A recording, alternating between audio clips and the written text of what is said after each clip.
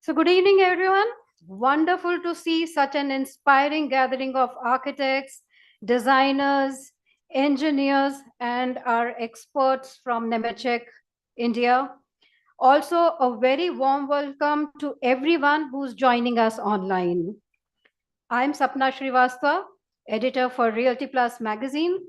And on behalf of Nemetschek Group and Realty Plus, I'm delighted to welcome you to this exclusive launch evening of Archicad 29 in association with Realty Plus, where design meets technology and ideas turn into innovation.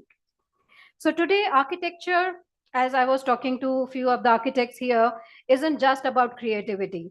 It's about precision, it's about speed and smart collaboration. And that's exactly what you'll experience this evening. We have with us leaders shaping the future of AEC industry through digital transformation, redefining how we design, build, and connect, and to top it all, the event is being live streamed on Realty Plus platforms. So don't forget to tag your moments. Please, here are the handles. We are at RP Realty Plus on Facebook and Twitter, and at the rate RP underscore Realty Plus on Instagram, and Nemetschek Group India at YouTube, and Nemetschek India at LinkedIn, Instagram, and Facebook. So do tag us in all your special moments of this evening. And now, to set the stage, let's take a look at what Realty Plus and Nemetschek stand for. Can we have the AVs, please? Some people are born to show the world which path to choose in a crisis. Some brands are born to do the same. And during the times of challenge, the stalwarts of the Indian real estate industry have chosen to do just that. By showing others the way to finding opportunities even amidst a crisis. By showing the world how to go about delivering on promises even amidst adversity. Success doesn't just happen. It happens by design, by pushing the boundaries, by raising the path. It takes days to develop a vision and nights to make it a reality. Knowing that pictures are worth 1,000 words and that every word makes a difference. It's doing the research, trusting your instinct, and finishing what you started. For the past 20 years, Realty Plus has been turning obstacles into opportunities, keeping the industry informed on the latest developments,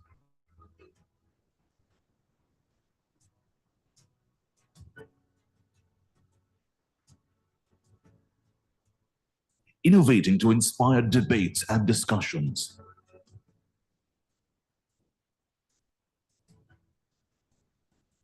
bringing forth the perspectives of the industry leaders,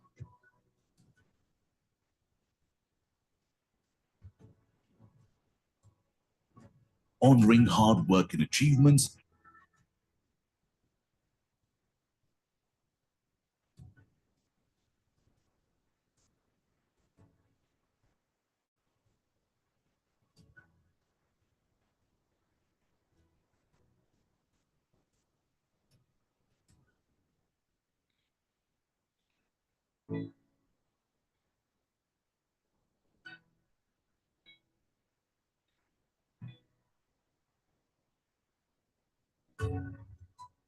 keeping the industry connected.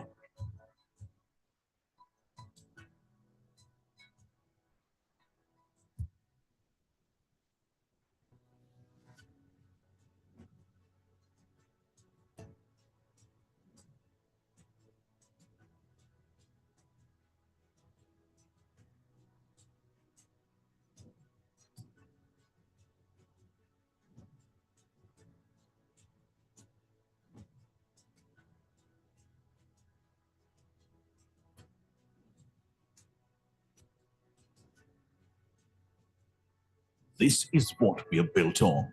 This is what we are building.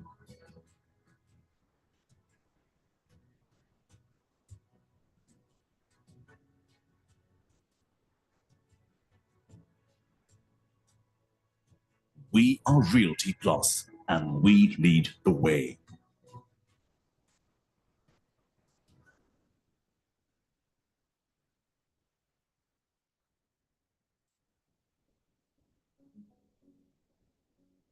Welcome to a journey of India's dynamic growth in the architecture, engineering, construction, and operations industry, an industry that is playing a transformative role in the unprecedented growth of India's economy. With rapid growth and increasing competition, Indian AECO companies are embracing innovative technologies and solutions to boost their productivity, enhance quality, lower costs, and stay ahead of the curve. At the core of the Nemetschek story is a desire to go beneath the surface to understand the challenges and needs and then create a solution for it. Nemetschek has been driving digital transformation in the AEC industry for over 60 years. It is leading AEC companies into the future of digitalization with intelligent software solutions. Our responsibility towards our society and the environment drives us to create cutting-edge solutions that allow our clients to plan, build, and manage buildings and infrastructure projects more efficiently and sustainably. At Nemetschek, we firmly believe in open industry standards and open BIM and empower every user in every phase of the building life cycle with the best software solutions. As a country with the largest population in the world and an emerging superpower, India's development has been on a rapid rise. As with every growth story, this too is followed by unique challenges for the AEC industry. At Nemetschek, we have focused on the specific gaps and needs of the Indian market to create innovative software solutions. As a global frontrunner focusing on the specific needs of the Indian market, we offer innovative software solutions that benefit every stakeholder for the entire AECO life cycle. Several very prestigious projects in India were realized using Nemetschek solutions. Sangat Architect Studio, New Parliament Building, Abhikalpan Business Park, Rajkumari Ratnavati Girls School, Abhikalpan Skybay, Tagore Memorial Theatre, Ahmedabad Gufa.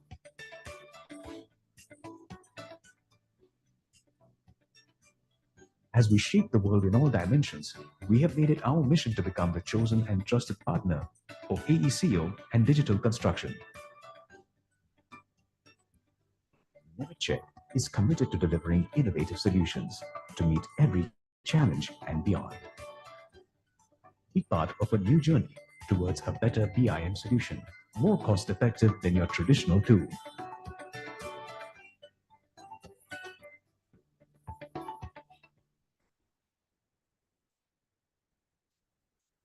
Well, that was a quick glimpse of two powerful brands shaping India's built environment and design technology ecosystem.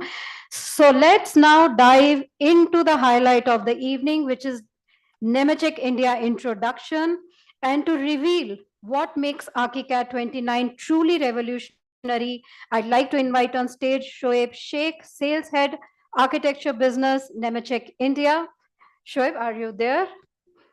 Great. So Shoaib is a dynamic sales leader with over 12 years of experience across the AEC infrastructure, plant engineering, automotive, and software sectors. He specializes in helping AEC stakeholders enhance time and cost efficiencies through the implementation of innovative technologies and workflows, as well as guiding venture capitalists and corporate innovation teams in identifying promising startups for investment and M&A. So a prolific speaker we have here with us today. Shoaib, the stage is all yours.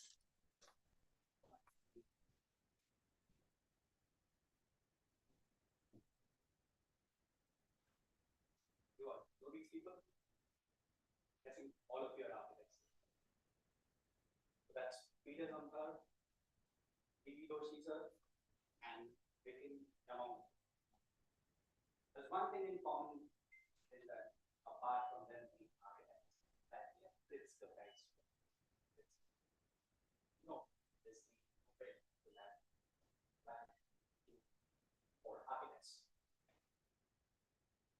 What you observe here is that after P.V. Doshi sir, there has not been a single Indian fits the price.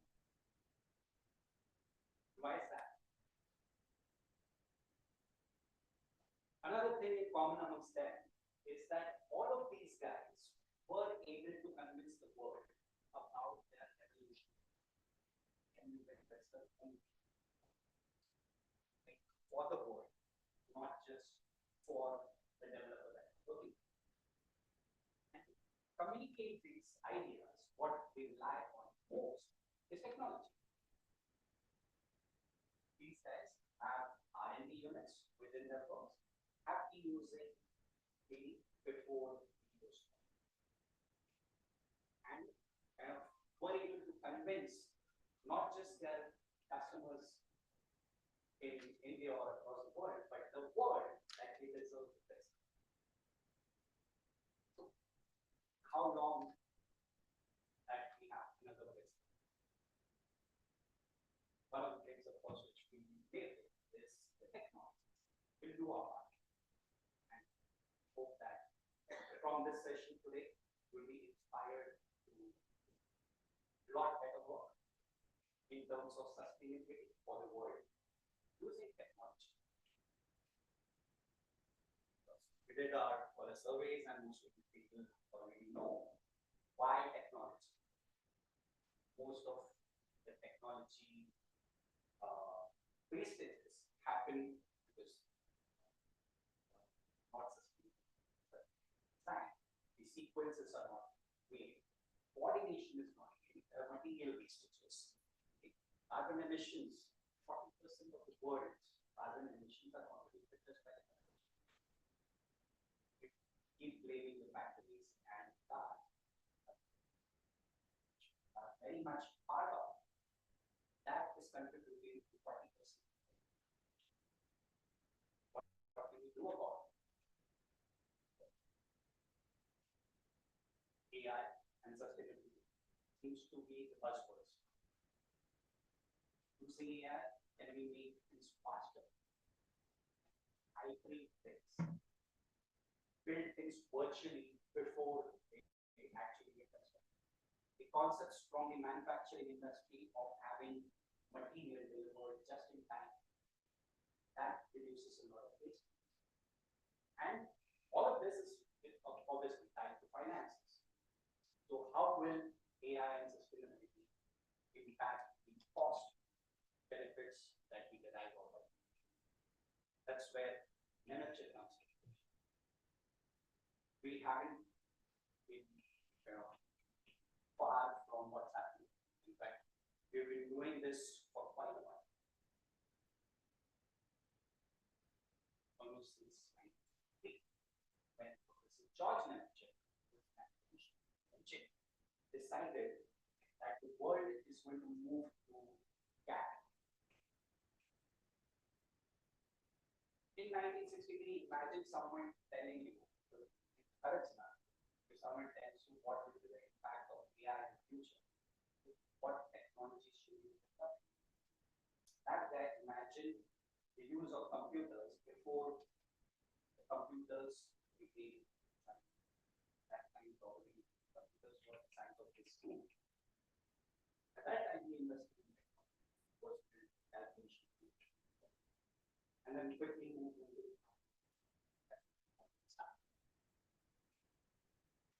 and over the last 60 years, we've grown with Archicad, one of the other ones. We're 4,000 people strong with several thousand more in terms of partners who assist us to share our message. In terms of revenue, it's crossed $1 billion. And we're growing at least 30% year on year. What we are doing for India is investing a lot of this money into it. So we have technology center or global capability center. Capability center already has 200 people, and by the end of next year, it will be close to 300 people. By the end of the year after that, imagine the number of dollars that we're bringing to it. Really, we're here to move along in terms of number of channel partners. We need people to share us. In terms of channel partners, we grew from just about 10 last year to almost 20 now. Different brands that we have, Graphisoft, the maker of Archicad, starts with the planning and design stage, and We have Vectorworks, which helps with landscapes and interiors. We have Solidary Business, flash checking and compliance checking.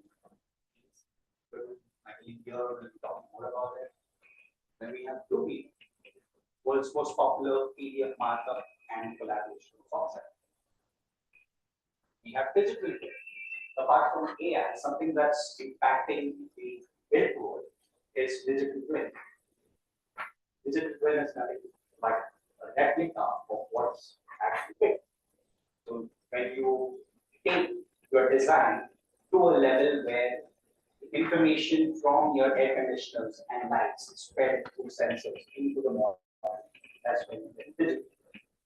Anything that's happening in the built world, in the real environment, gets messaged across with the control centers for the digital. And that is what we are implementing at a lot of airports.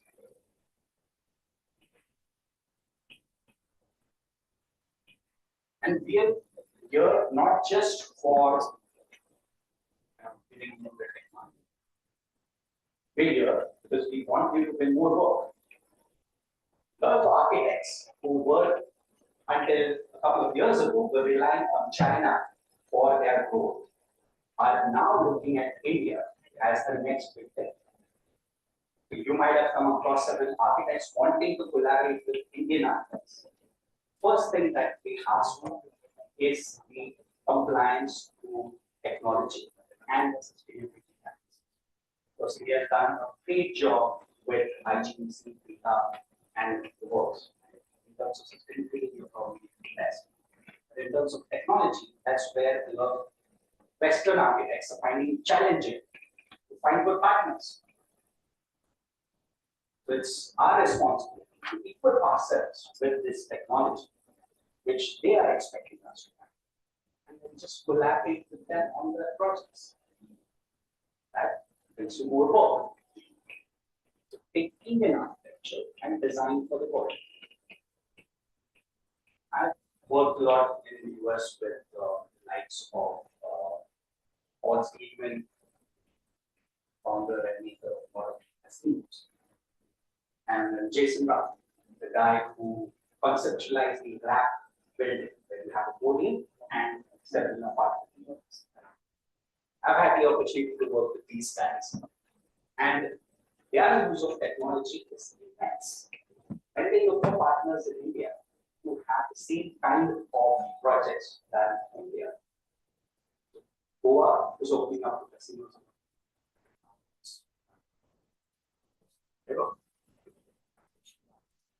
And once casinos open up, there will be a lot of influx. So there were finance hubs get built, and now we got a lot of casinos. Hong Kong got a lot of casinos. That is because when you become a finance hub, you bring in a lot of hospitality and financial business. What are the biggest of banks come with? Big offices, JP Morgan office, can be mobile.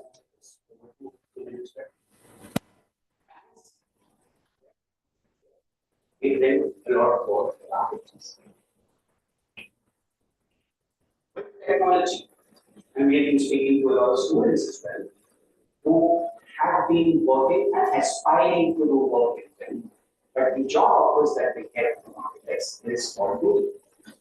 What they look for is either going to build consultants who are working on projects overseas or pursue the masters.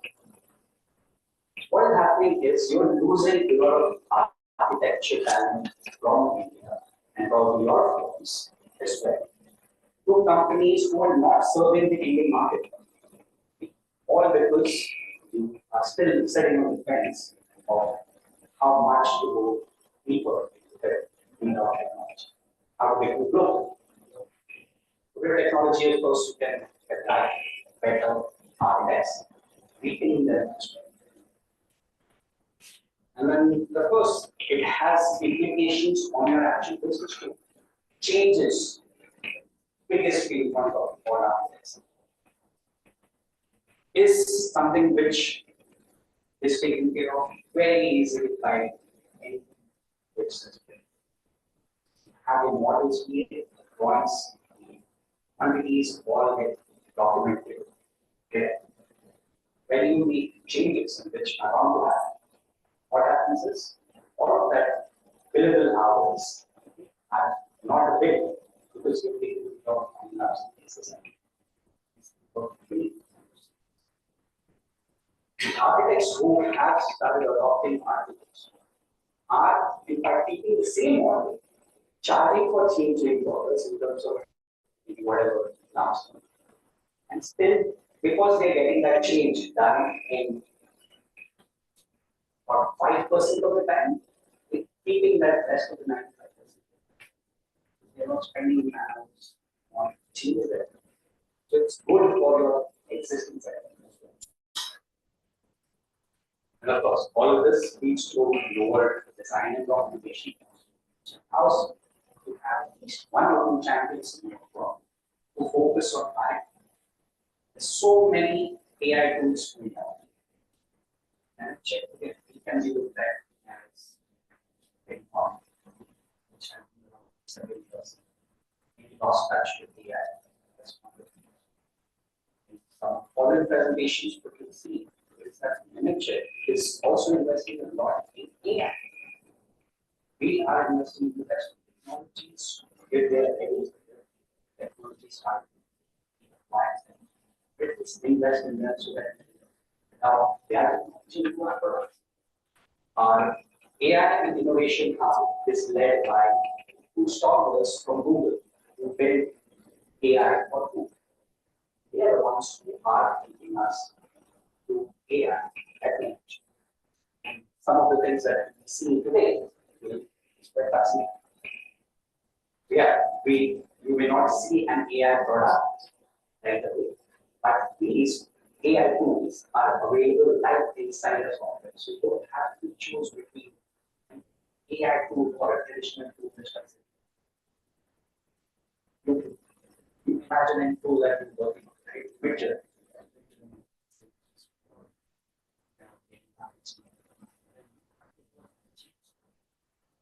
Is it sitting right inside your design? That is what you'll be seeing. I'll kind of end with you showing at the Nemetschek.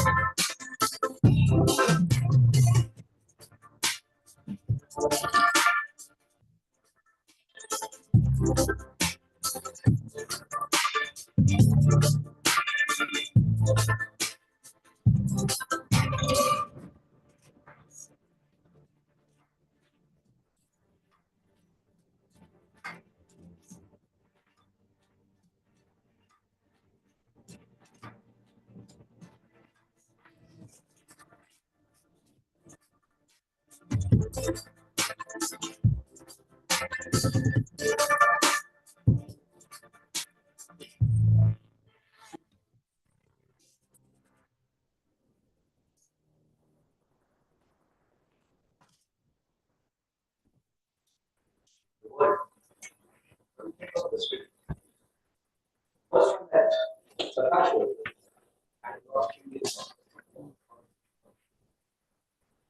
And the projects we've done in India. What we realized over the last month is that those are market projects, right? Are not popular enough for the world to be featured in the global lecture. We want to change that. We want you guys to design and market the products, which attract global attention. That's why global attention. But it was done by an architect. So, building very much in why can't and all that project, if you learn more about that project, you can find that it's not in that way. Because they are able to communicate that idea very well at the global stage, what That's all. Other projects that we saw, I think, which was market. Those projects need to be shown at the road. If any one of you knows an interesting project, need not be done on Nemetschek. Yes. Parliament building of India was that was not. So that is the big one that we mentioned.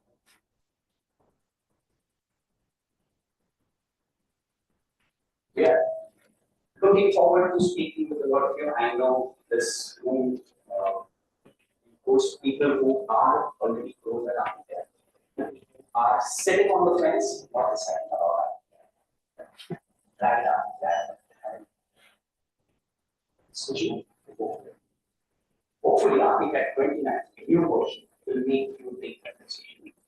Archicad 29 is the AI within Archicad is the AI assistant. Someone is within Archicad.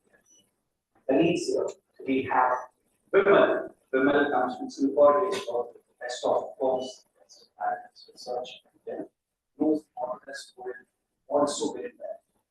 Nemetschek, people in you'll be hearing from him about how high-rise complex buildings in Singapore was a technique done in Archicad. Using Archicad, so the other tools that Singapore has laws where you need to have compliance checks done using IFC. IFC is the non-proprietary software. So we can be talking about more about it. And we have Shiva. Shiva is an Archicad specialist. And one peculiar thing which I just found out was that he's only certified for the manager. Certified as software.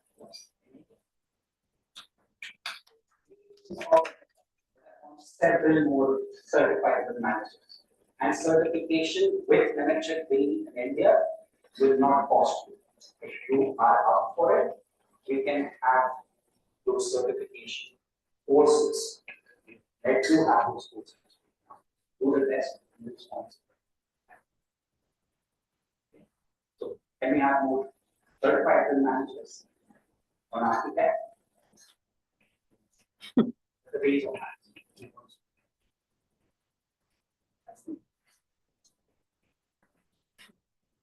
Okay, yeah, and then we have Siddharth. Siddharth is a pro. Siddharth is a web manager from the Autodesk world. Archicad was for that. Switch to Revit because Archicad wasn't so much established in India. We want to change that. Siddharth took the first opportunity of being able to change that. Siddharth presenting as well. We'll be talking about what new features we see.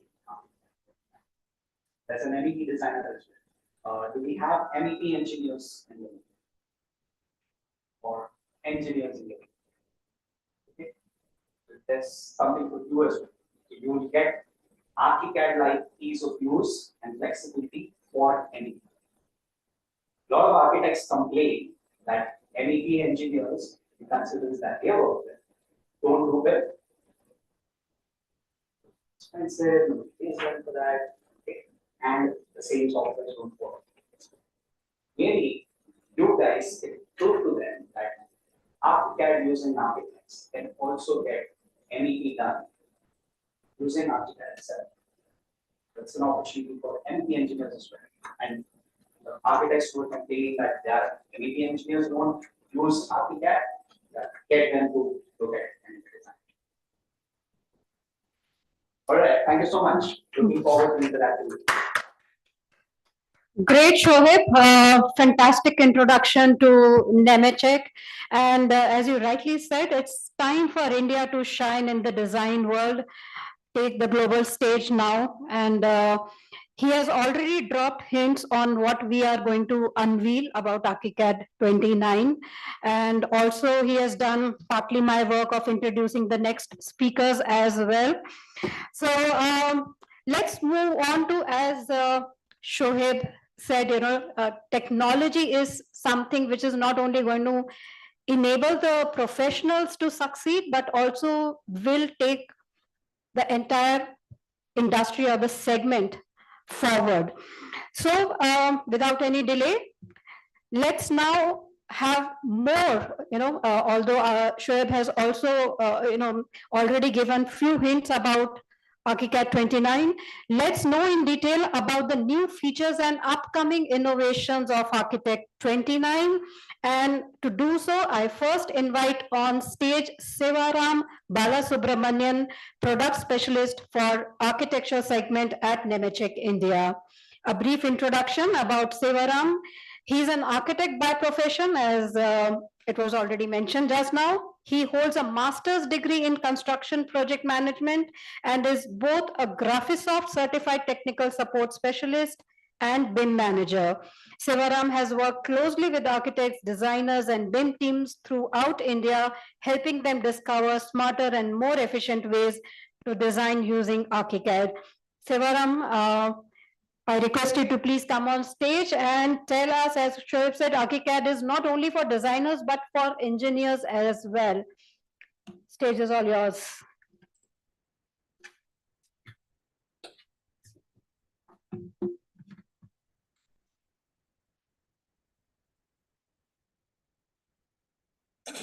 Namaskara, Bengaluru.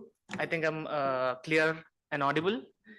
And so I'm super excited to be here on the stage as an architect and as a user of the product for the last 10 years, more than 10 years.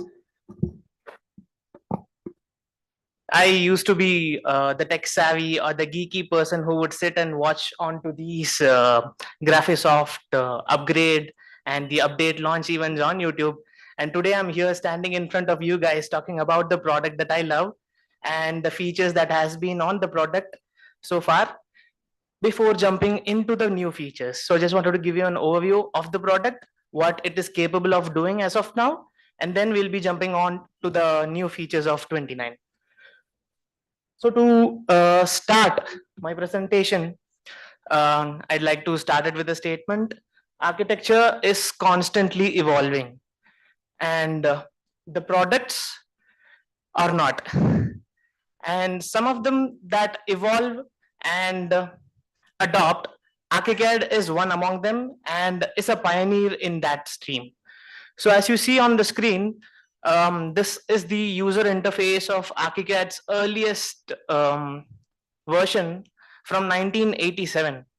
And here we are in 2025, trying to bring these things and evolution of what we look in a software for today. So, so let's just move on with it. And the latest version that we have today is much more relevant than it was ever. The new features, the smart workflows, visualizations, and collaborations, it's never seen before on any of the products in the market. And yeah, let's dwell deep into that.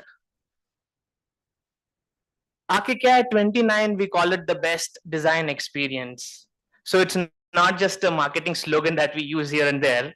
It is the best design experience because the user interface and how the software is designed is based on how an architect or a designer would think. The design process or the workflow of a designer is integrated into the software since the product is created by architects or designers. So that is how we call it the best design experience. So to quickly give an overview of what Archicad is. So Archicad is a BIM authoring tool that helps us, the designers, to create a model, a BIM model. Through that BIM model, we will be able to extract documentations, accuracy, and high quality construction documents. And then we could collaborate effortlessly with our team members, even though if it is not geographically the same. And we could deliver projects faster with data-driven design intelligence. and also to bring our vision to reality with the intuitive design tools. So Archicad is BIM crafted by architects for architects. Our the core platform revolves around the architectural workflow a designer is supposed to think. Let's say, what do we look as an architect or as a designer? What do we look in our architectural software? We need to design something with freedom, and we need a tool that can visualize our ideas, and then we need something to collaborate within our team members, let's say our own team or external consultants, our contractors, and then something that helps us document the entire workflow. So that is where Archicad comes in as an entire package, where you can start with your conceptual stage and then till your construction documentation, everything happens in the same environment and one environment. So that is something designers like us, we are looking for into, because the traditional way is like we jump from one platform to the other platform and then we switch back to the platform to do all the changes. That is where most of the time gets wasted on today's process of how design evolves. To jump deep into the factors of Archicad feature wise, Archicad lets us design in a free manner where the user interface or how the software is graphically intuitive, how it guides us throughout the project, where we start and how we evolve our conceptual sketches into drawing. So that is where Archicad comes handy with all its innovative and intuitive tools. So this is where we stay in the creative flow. So Archicad wants us to focus on the creativity, and the software will take care of the complexity.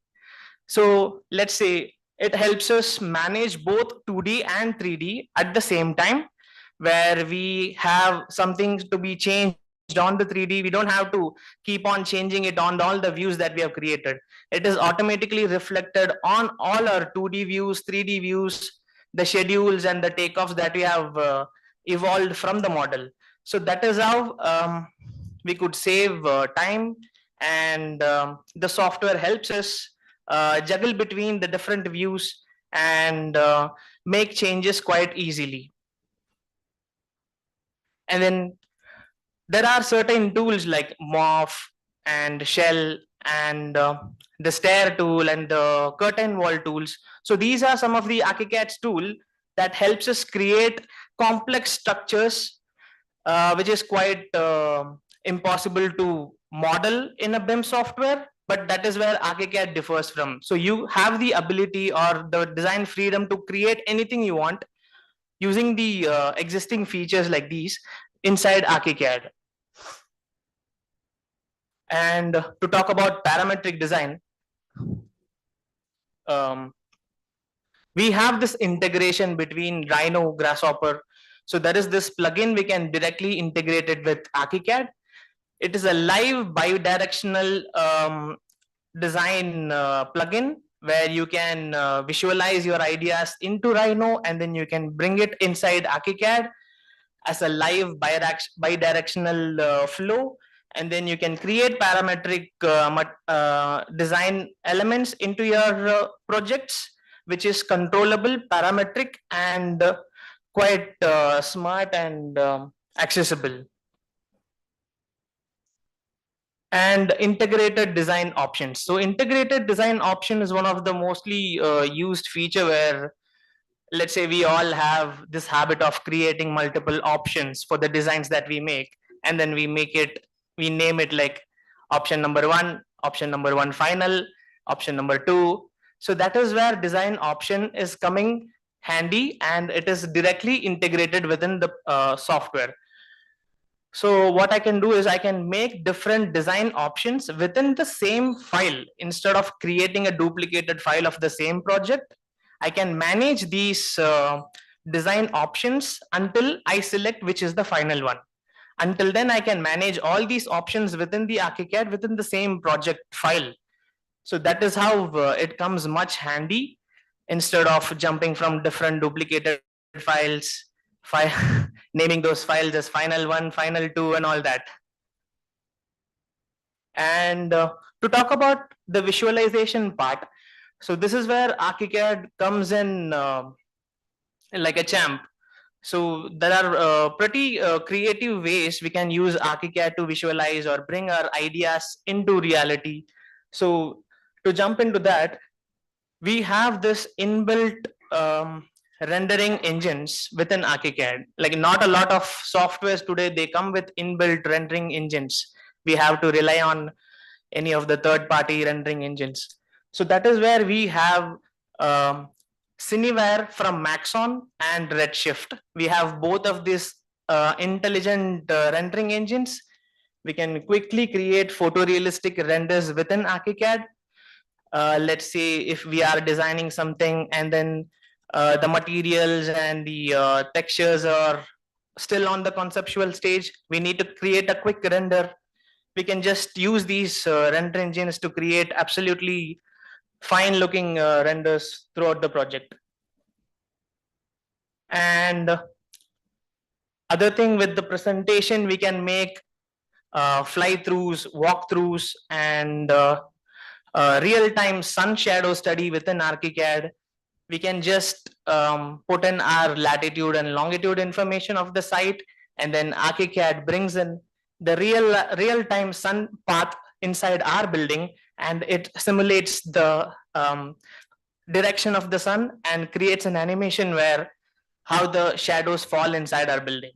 So these kind of animations again will help us win more projects, will help us convince clients that yeah, architects, we do a lot of the work here, not just aesthetic stuff. And then the inbuilt surfaces and the textures. So we have a vast library of both 3D textures, surfaces, and also parametric smart objects. So when we say parametric smart objects, so these objects are not like the ones we get it on the SketchUp warehouse or something like that. So these are parametric objects that can be used to customize the parameters. We can alter it to make something out of the object, and we can also create these parametric objects within the Archicad ecosystem as well. And obviously we can also bring the objects and models from other softwares like SketchUp or Rhino or any other 3D model that we can bring inside Archicad, and then we can make our visualizations better. And then we have the integration with 3D rendering softwares. So we all have some favorite visualization software like DeFi or Enscape or Lumion. So we have this option to integrate the Graphisoft Archicad's model into those applications, not in the old-fashioned export way. We have a live sync connection. Let's say if I am the design team who is sitting in the office and my firm also has a visualization team, we don't have to import, export, don't play the game of changes and all that. We sit live, I make changes in the design, it is updated to the visualization team, they make the renders, they give it to me. So that's how fast it is. We can bring in and we can make use of all the smarter textures, smarter elements from these third-party rendering engines as well. And we have BIMX as our presentation tool that comes with Archicad. So BIMX is a strong presentation tool. We call it BIM on the go. So BIMX lets you carry your entire BIM project in your pocket. So basically, it helps you create a format where your entire 3D model along with your documentation is compressed into a BIMX format. And this format works on your mobile phone, even on your desktop browser. So you can quickly share your BIMX hypermodels within your clients or within your consultants, and they can also make suggestions, design updates, and all this communication can happen through this particular BIMX presentation tool. And many users in India currently use BIMX um, for the paperless construction today. We talk about sustainability all day, but we still carry bunch of papers everywhere. So that is where BIMX comes in. Let's move on to the collaboration features of the products. So basically, we need to collaborate, or we need to have a system where we could working on the project. So we collaborating on the files at the same time was hugely beneficial. Basically, we need a system where we can sit with our teammates and work together on a single project, even though if we are not connected on the same network or we are not sitting on the office together. So that is where we have features like BIM Cloud come in. So BIM Cloud acts as the cloud platform for your Archicad projects. Just like our Google Drive, we can just put all our Archicad projects on the cloud, and you can access that project from any location. You just have to sign into it, and then you'll get access to your project, and then you can invite your team members to the project, and then you can start working together on the project. So that is how BIM Cloud and Teamworks helps you work together, collaborate. You can use it within the teammates, or you can also invite your consultants or stakeholders. So that is how BIM Cloud comes in to help us with the collaboration and integrated design. To talk about integrated design, we wanted to create a software that should work with all the other BIM softwares in the market today. So that is how we integrate, or we create an environment where everybody can work together in an open BIM work ecosystem. So in that way, Archicad works with Solibri, Archicad works with Rhino, Archicad works with Bluebeam. So through these softwares, we can let's say we can bring out the clash detections, and we can bring in all the PDF markups inside Archicad as a issue, or let's say a collaborative discussion, and then we can try to resolve these issues within Archicad.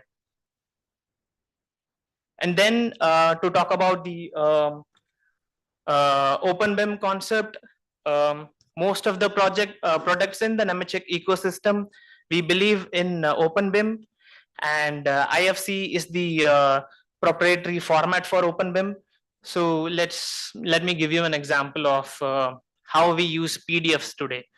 Let's say if I'm editing something on a Word file or editing something on an Excel, when we share it to someone else, we use the format of PDF because we don't want them to edit our file, right?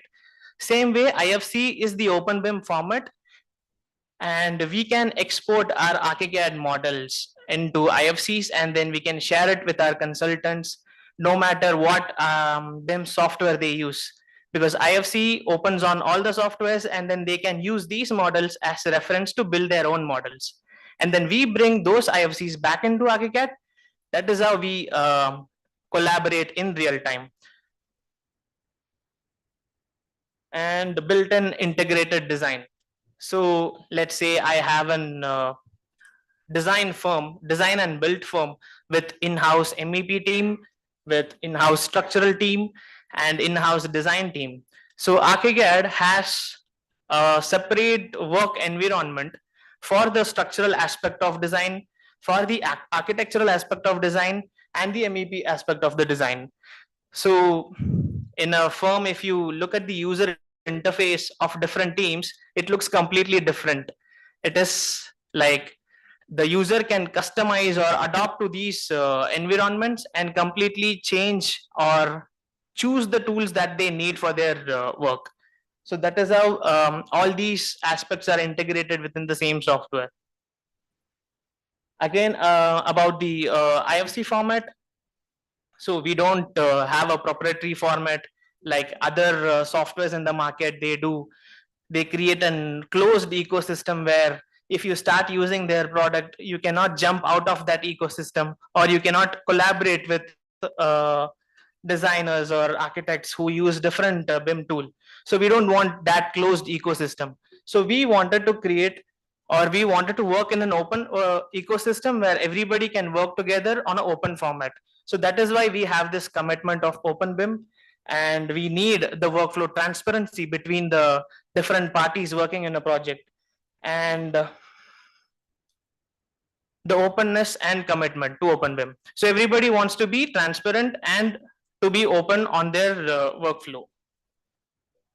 And to talk about interoperability, you can see on the circle are the different types of formats that Archicad can read and write. So there are a lot of formats there.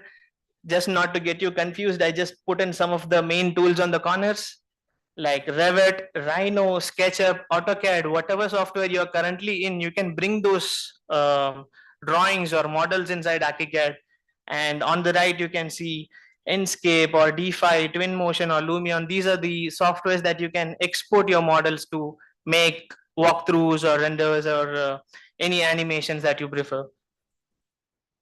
And to move on to the documentation part of Archicad, Archicad lets you make creative 3D documents, and it kind of helps you create your conceptual ideas come into the platform. Like most of us today create renders, then we put it onto Photoshop, we make some non-photorealistic filters and stuff to make it look beautiful so that we can get more likes on Instagram. All this thing we can do it inside Archicad itself. So that is how we used to do it back in college. And we get the out of the box documentation. So to give a little bit of explanation of how things happen, once we start creating the 3D model, it also has the information of what is there and how it is represented in both 2D and 3D. So while we design itself, we decide how an element should work and how it should look in 2D and 3D. So basically, you take the 3D model, you make a horizontal and a vertical cut to the 3D model, you get your plans and sections, right? So that is how it works. So that's how fast it is. So whatever change you make, it automatically gets updated on all those views, and we can drag and drop all these views onto our layouts, and then we have this precision and control on what we need on that particular view. So we have a controllable layer management system, and we have model view options, so we can create layer combinations, model view combinations, and we can control what is there to be on that particular view. And then we save those view and then put it on the layouts. So that is how fast it is. And then accuracy. Since the model is derived, since the drawings are derived from the 3D model, it already has all the information. We don't have to manually annotate or tell the software what it is. I don't have to go and tell this is wall to my software, because my software already knows what is. If I click onto it and if I click on label, it already knows what is the particular element. It will give me that this is wall number, this is the building material, this is the information that I need. So I can quickly create annotations, I can quickly add levels, because the software already knows what the elements are. I don't have to manually put all these annotations. And to set the standard, so we have this option to create all these settings, and then we can save it as a template, so that once we are done with a project, and then when we move to another project, we can use all these settings that we have done for one project as a template, and then we integrate it to Archicad. And then when we move on to a new project, we can use that particular template, and then we can bring in all the settings that we have worked on previously.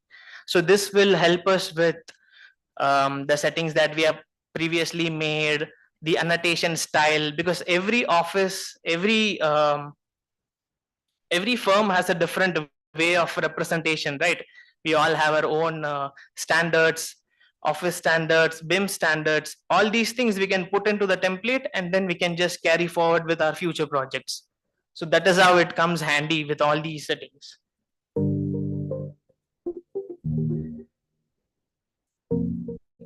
Here is a clipping on all the buildings that are done using Archicad.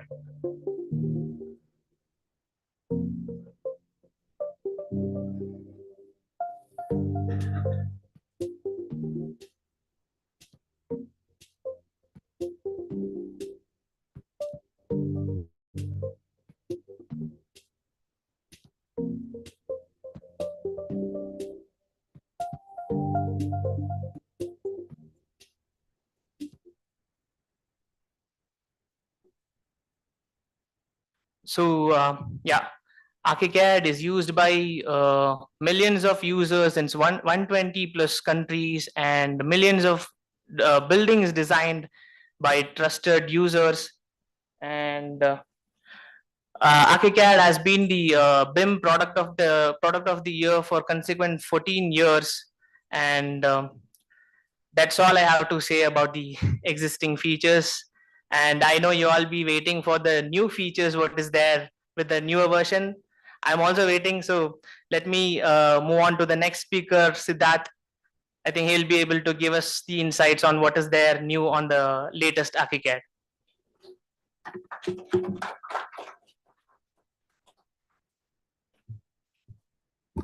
Thanks, Siva. As you rightly mentioned, Archicad is something designed by the architects and seems like it is the answer to all the problems of architects.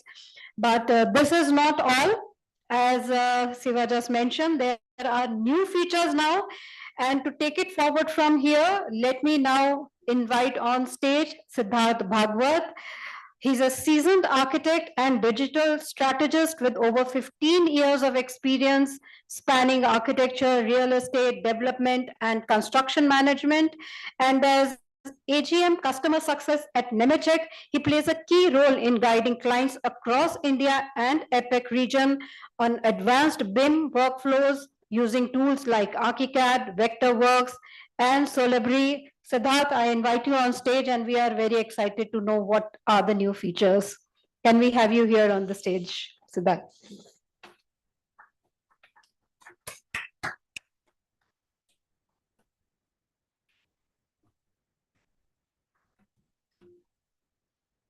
If you can go. Oh, yeah, sorry.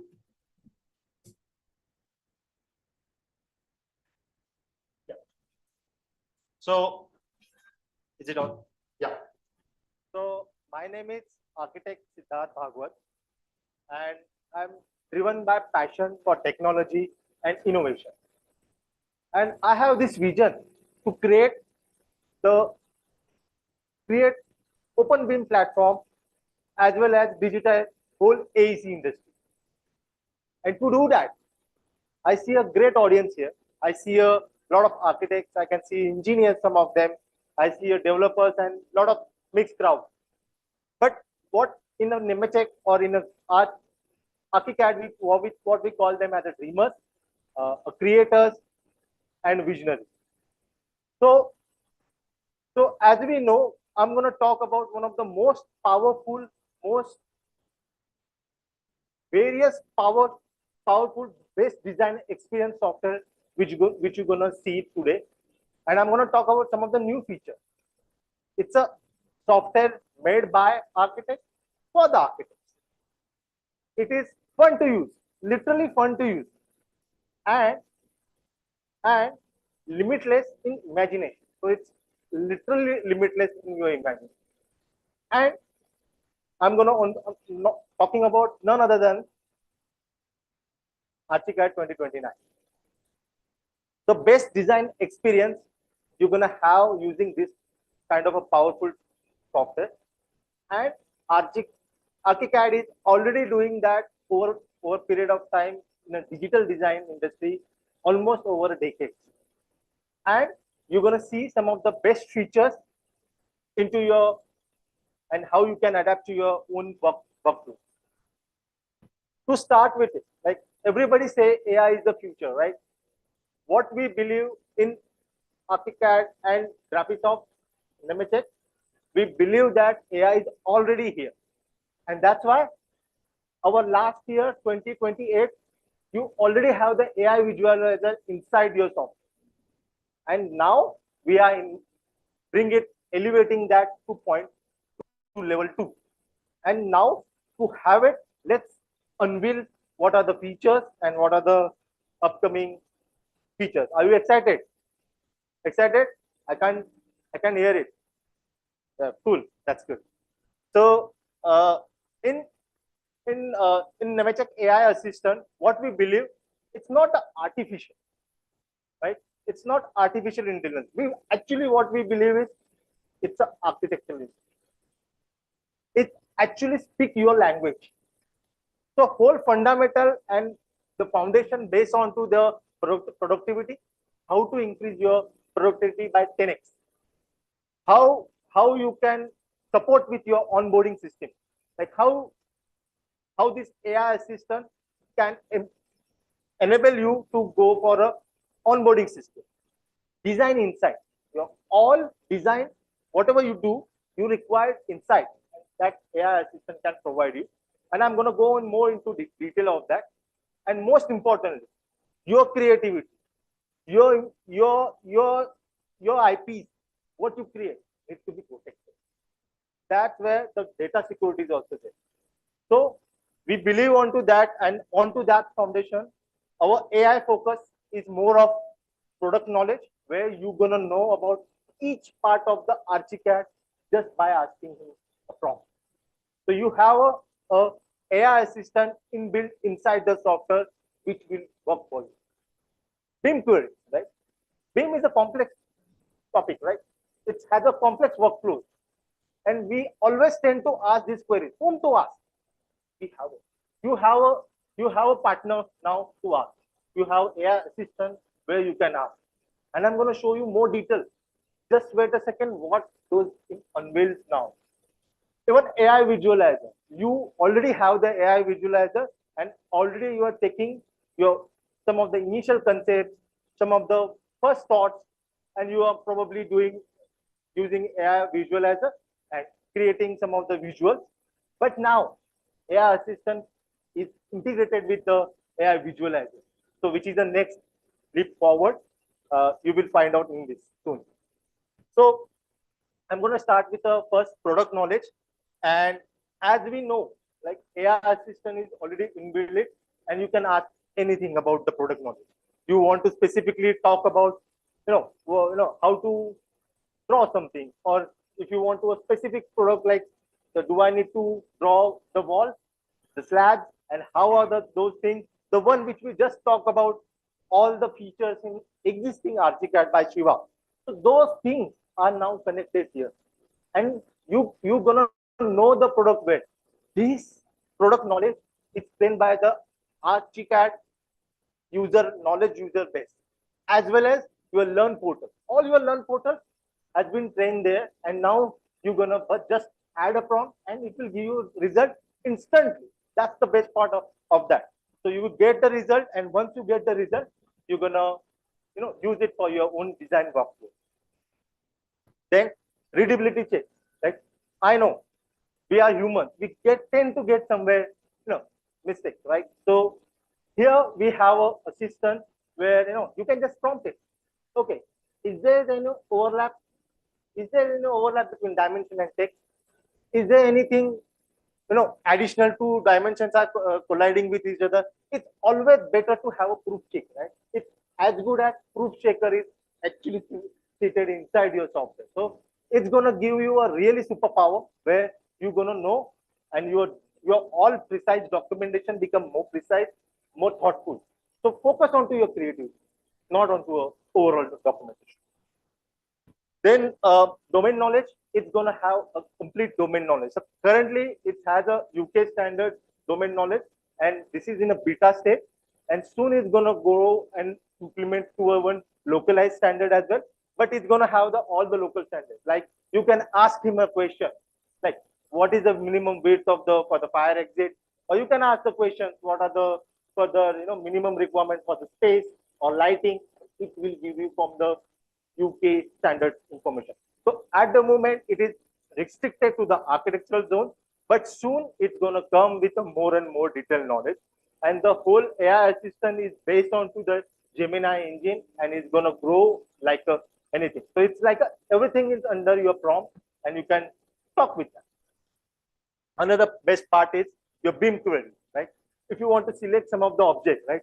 If you want to know, like, how many doors are there, almost of a 2 meter, or if you want to see the fire door, any parameters, all the parameters which you have it inside the model, all the details which you have it inside the model, you just want to see, and you can select them, you can deselect them, you can categorize them, you can parameterize, you can add your parameters. So you can create your own thing, just add your prompt, it will do it for you, and then once it is get selected, it's up to you what to do. So it is an AI which is a working assisting you, and you have a liberty where you can create your own customization from your own creative standards. So yeah, so a BIM query can be solved and can be created. So AI visualizer was earlier part of this, and now the integration with the AI visualizer and AI assistant is basically you can prompt it directly and then start directly getting a result. So that's the best part where you can just prompt it and directly get into result instantly instead of waiting and going apply for few commands.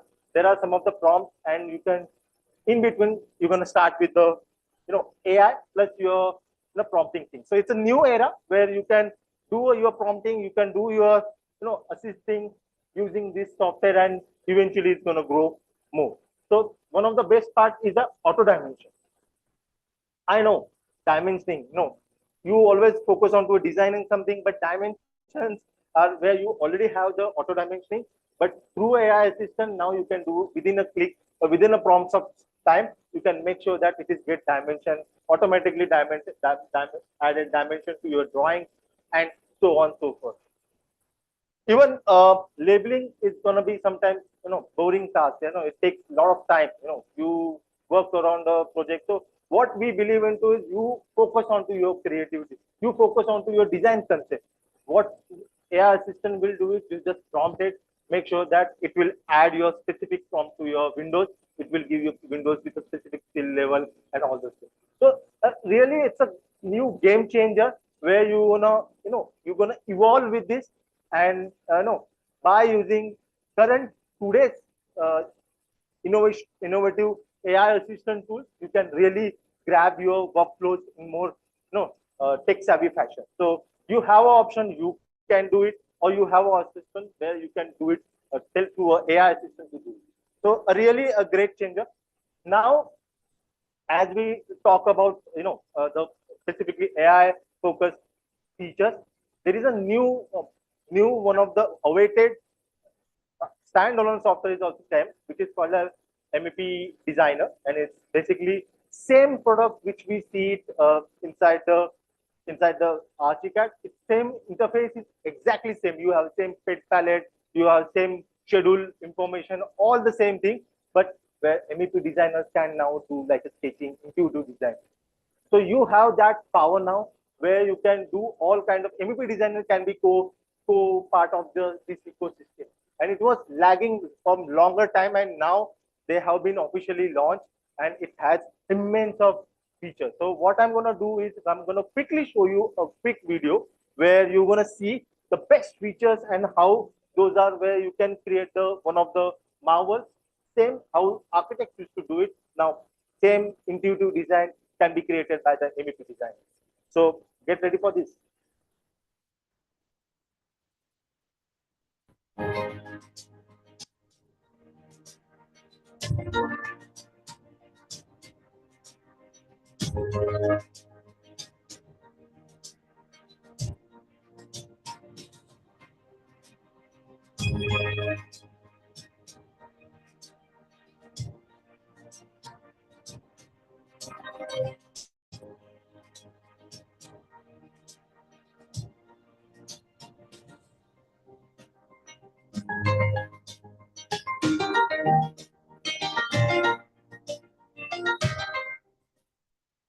So how do you like it? Like it? Not like it? Like it, right? So now this same thing, what MEP designers can enjoy. I'm literally saying ask any architect who works on a Archicad, they said it's love. It's their love, it's their passion, is their literally they'll use one while drawing it, while sketching it. It's a similar thing which you gonna see it for the when you do a MEP model. So it's a every building breathes through its system, and we do acknowledge that, and we created a specific scattered software for that, and it's all one model, one ecosystem. So yeah, so let me dive deep into it, like how there are more features which we can get advantage. So first thing first, there is a inbuilt clash collision detection, as well as model checking is there, where you can actually, while designing your MEP equipment, you can do collision check, as well as there is an integration with a Solibri, where you can actually do a real clash detection, and you can set up your own customized rule sets and all those things. But you have those inbuilt inside this effortless model. Like you want to draw, you want to create a specific slope, you want to create specific symbolic drawing. If you want to create some of the various ducts, and then even I need to add a routing the preferences, all those things you can do it inside this, and they are effortless. So and the visual quality, I will recommend you to open this software and check one match. You will see visual quality, you will feel like, oh wow, this is really something amazing. Because it's the same thing which architects used to work with the line weights and all those things, same thing here apply here. Why not to have a better quality? Why not to have a best in design class experience while you're designing? So we do acknowledge MEP designer as a best in class designer, and I think so they gonna go as well with this kind of a intuitive sketching design. Then there is a further more features, like there is a compressive document and scheduling, and you can specifically do your same all the ducting, routing, piping, plumbing, whatever you have done it, you can do complete customization what you used to do it in a Archicad 2028, and all those things can be documented and can be worked around with it. Also, there are some of the specific libraries, customizable objects, and you can import export as a great interoperability, where you can build your own customized API. So a great platform where you're gonna have all these things, intuitive designing, and all your MEP requirements, you can do it inside this, and it's just started. And this is the first year what we are launching it, and we want your feedback. So make sure you try this on. Then I'm going to talk about some of the old wholesome features, because this is not we are not just only focusing on to a MEP designer, but there is a very depth add-on features are there also. So what I'm going to just glimpsely tell you a complete architecture of this a designer MEP designer product, where they have a built-in functionality, which is you can do a modeling, ducting, piping, cable trays, all the specific things you can do it, as well as you can do a calculation, ventilation, heating, cooling calculation inside this. You can do documentation. There's a symbolic representation and annotation and scheduling. Also, you can do it inside. And there is a inbuilt library. You can customize this library and import, export, various options also available. So this is inbuilt functionality which will come with MEP design. But there are further integration with the MEP add-on. And those add-ons are like, you can do further calculation. There are AI more softwares which are already integrated with it. I couldn't able to, combine these into one slide. So that's why I couldn't able to add those third-party plugins, but there are immense level of plugins are there, and you should explore it. It's amazing where, immense of, room calculations, the area calculations are happening. So these are the different manufacturers also are coming on board. And I think so India should be ready for this. Okay. I know there's a one MEP guy, he should be ready for this, right? Yes, no? Yes, good. So that's the thing. So now let's talk about some VR. We have a Vision Pro here. So I will recommend everyone to just try this. It's amazing experience, because I cannot say you have to feel it. You have to feel it, and you gonna feel it This is your model, right? This is your story. You tell this story to your client, right? Everybody tell this story to your client. Like what is my design intent is? What are my specific purposes? This is you're gonna tell from the Vision Pro. Try you create a model where we can utilize this model to VMAX, you can project to your Apple Vision Pro. And there are more for third-party plugins also there where you can actually go into your VR, AR space and visualize your space. So just to visualize where you have to create your own space, and then even you can visualize your space, you can go into your space and build on your whole story and tell your story. So now we talked about let's you after maybe after the session you can go for the Vision Pro, but i'm I'm going to tell you about more and more and more and more. Now this is the most awaited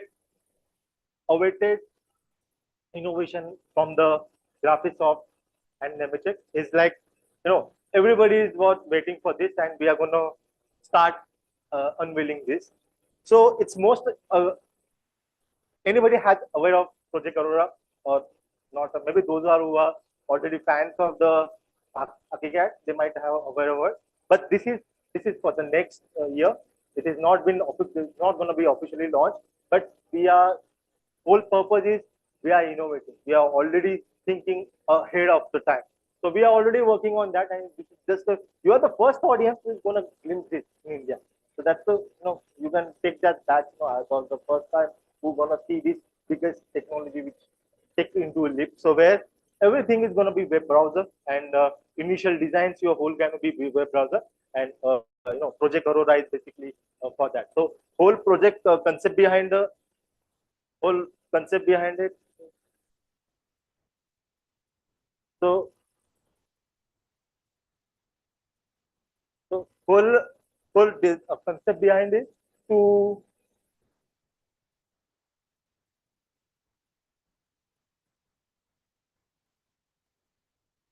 so so whole concept behind it is to basically start with your web browsing, and this web browsing is where you can completely create your whole web browser. Like you can directly log into a web browser. You can create your structure, and then you can create your thing. Probably it's not showing probably, but we can create those visuals, and you can actually it's a GIS based a designing tool where you can actually locate your site. You can go to that site, you can specifically find out your location, and then once you find the location, then you can design your specific design requirement. It will give you specific is this a minimum percentage from the regulation point of view. There is an AI assistant also inbuilt inside that. Then you can build the whole building.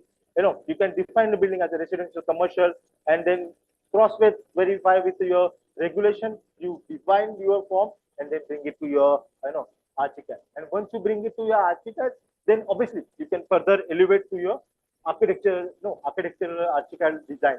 So and so forward. If you can so and so forward, we can do that, and maybe what we'll do is we'll play that video later on. But the whole purpose is just to show that element into your own design skill. So another thing is there are more tools which are there inside the Archicad, and those tools are actually, to be honest, there are many tools, and we're gonna share you once this event is over. We're gonna share you one more link which gives you the whole complete list of the tools, or you can go on Graphisoft website and you can see it.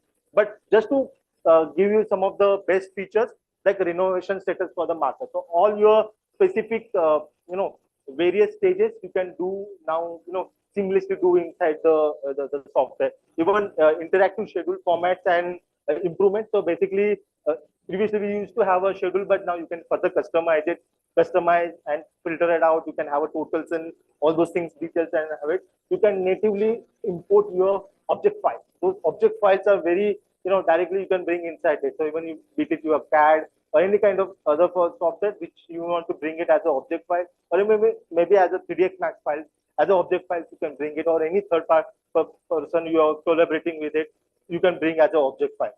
Even you have a filter for your unsafe views. So those are also you can do it. And there are some of the MEP tools, which is like symbolic representation, which I already talked, hydraulic system calculation, and optimizer and segment calculations, all those things which you talk about. Now,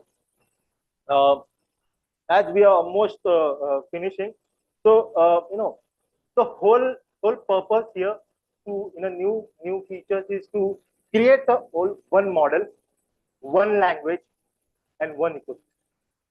The way we design has changed forever, and the Archicad is the future drawn today. So this is a quick QR code. So if you want to use this QR code for your, maybe any kind of a contact support. So we are at the Nemetschek India. So we are here to support you. So any kind of support you require, any kind of any kind of a demos you require, anything you require, please feel free to check, get along with the QR code. Make sure that anything you require, anything software demos you require, feel free to reach out to us. And then there is a one more after maybe this session, we'll share you one more QR code for the Project Arola, where you can actually watch this video and actually see in real life what that can be done. And even there is a watch list, and I recommend everybody to go for that watch list so that you can found out for it. So Archicad, the future has gone today, and thank you very much for your patience and time. Thank you very much. Yeah, sure. Thanks, Siddharth. So much for very nicely briefing us on all the new features of Archicad 29, and it definitely looks like it is best in design experience, because AI is there to assist you so that you can focus, the architects and engineers can focus on creativity and continue to do what you do best. Now let's continue this forward, and keep your questions ready, because what if you have any questions to ask from our experts, we will take it after this next session, where we will talk about connected workflows. How do we power collaboration? So up next, we move from innovation, what we spoke about just now with Siddharth, to collaboration. And let's discover how Archicad connects with BIMX and Solibri to create seamless real-time workflows. And to do so, we have with us Vimal Kumar, Customer Success Manager, Graphisoft Asia, who is proficient in BIM software, including Archicad, Solibri, Revit, and Tekla structures, and has experience developing APIs and plugins for these platforms. His blend of academic knowledge, practical experience, and technical skills enable him to provide exceptional support and innovate solutions to his clients, fostering their success and leveraging BIM technologies. Vimal, the stage is all yours. Thank you so much.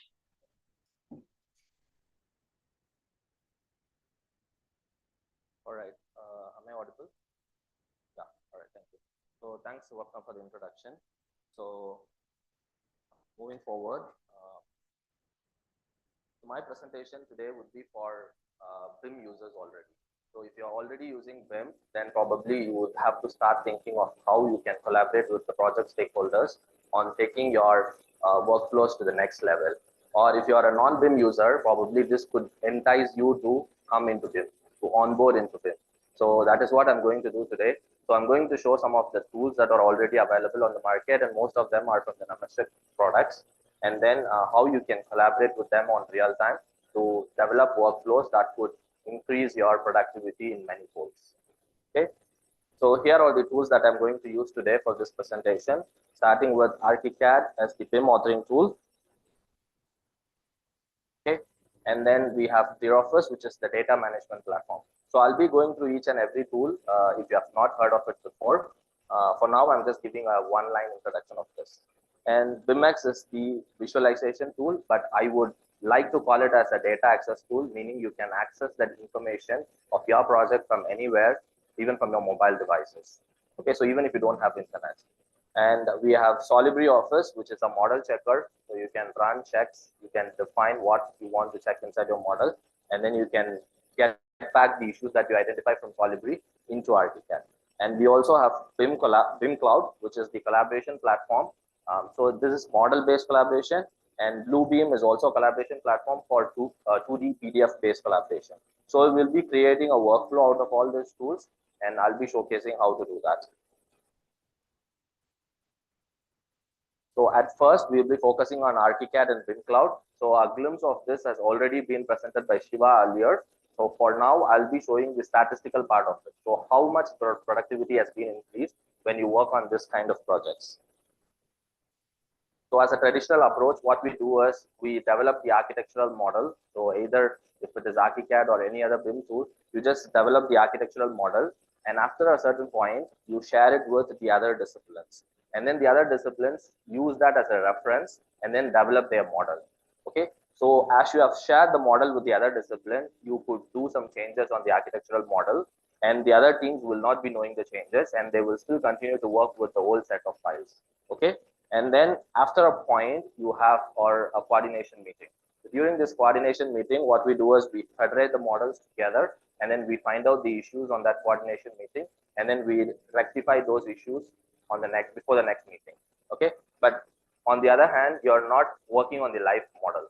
So which means that if any of the changes that has been taken over by any of these disciplines, it is not going to be reflected on the other model or the other disciplines.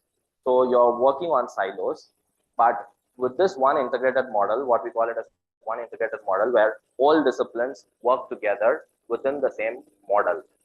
I'm calling it as one model, but not one file. Okay. So if the project is bigger, of course, we will have multiple files. So with this approach, what we do is, or what we have developed this workflow with is, the architectural and the structural engineers will be working on the same file, the same model. So the MEP engineers will be hyperlinking these models into their model, which is have a live connection. So any changes that is happening on this architectural or the structural model, you will see it in real time inside the MEP model. Okay. So this workflow has been adopted by Sabana Jurong in Singapore, and they have done a case study, which I'm going to present now. So they have given a report of saving a lot of resources with this workflow. So once after you have collaborated, you will be able to produce your own documentation for each of these disciplines from these models. And for people who are not using Archicad, right, you can still use BIMX to collaborate with them. So you publish your model, and then you can collaborate with them by asking them to create issues. So just create markups of your issues that they find out, and then that can be synced in real time with the Archicad model. Okay, so this is what Sabana Jurong is doing. So this is not adopted by the entire Sabana Jurong firm, but it's done by a department called the Township, which is responsible for developing Singapore Housing and Development Board projects. Okay, so here are some of the advantages of this workflow. So as you can see here, we can do real-time collaboration, meaning you can communicate with the team members or the project stakeholders from within Archicad by doing some markups or writing some text. So asking them to do some changes if you find any issues. So this is a real-time collaboration. This is something like WhatsApp inside Archicad. Okay, and as I was telling earlier, the architectural and the structural team work together on the same file. So the architectural team develop their model first, and then they just turn off the finishes and then the furnishing elements. So it already becomes the structural model. So it becomes a skeleton of your project, which is actually the structural model. So by this workflow, the 80% of your structural model is already developed by the architects. So the rest 20%, like adding the piles and then the roof elements, you just have to add to it and then create your documentation. So this workflow has increased the productivity of structural team by many folds. So even if there are any changes, say for example, if a door has been moved to a different location, the structural team has the model updated along with their documentation updated in real time. So meaning you need not change the door opening on your structural model separately once the architectural team has moved the door. Okay, and the documentation is also updated in real time, either being it the changes from the architectural discipline or from the structural discipline. The documentation is always up to date. Okay, being a single source of truth. And then this also open up the opportunity to work with people from anywhere around the world. So you can have project stakeholders working from anywhere around the world. So when you host the project on BIM Cloud, you can let people join the project from anywhere around the world. And then, as I was mentioning earlier, the modelers become the coordinators here.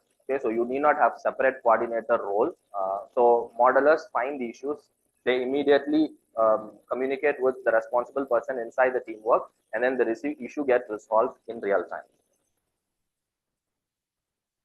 So here I'm going to show the statistical data of the traditional workflow.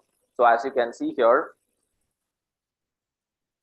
so the architectural team first starts the project, and then after a point, the CNS team, the structural design team comes, and then comes the engineers, MEP engineers.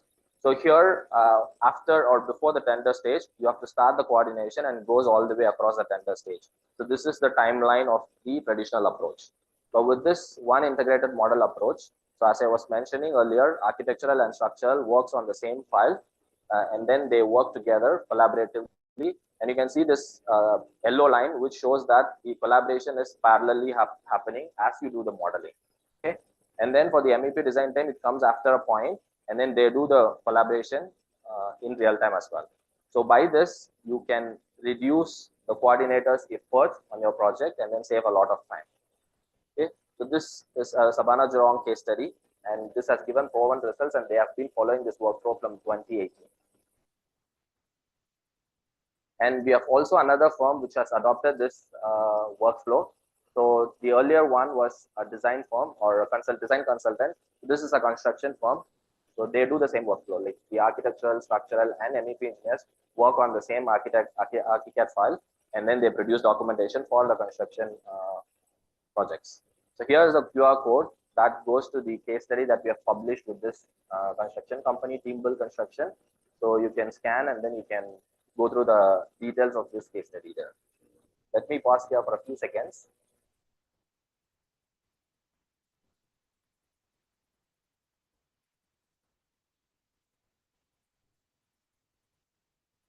All right. So here is the screenshot of their project. You can see how detailed it is. So you can see all the disciplines within the same project file. So this is actually one of the projects for Housing and Development Board in Singapore. So it has the architectural discipline, structural discipline. You can even see the MEP civil works that have been done within Archicad with all the native tools. So this is not something done outside Archicad and brought inside Archicad as an IFC or something. So this was done natively. So what we did is we developed some local libraries for Singapore market. So similarly, you could consider developing your own libraries here for Indian market, and then it can be shared among the users. So that is what we do. We develop and then we share it among the users in Singapore. So here is the Enscape virtual mockup of this project that I showed just earlier. So maybe if you can scan the QR code of one of this here, it will take you to the virtual mockup inside Enscape. So this project was done in Archicad, and it shows the detail of information that they have put in inside this project file. So this is the construction level detail.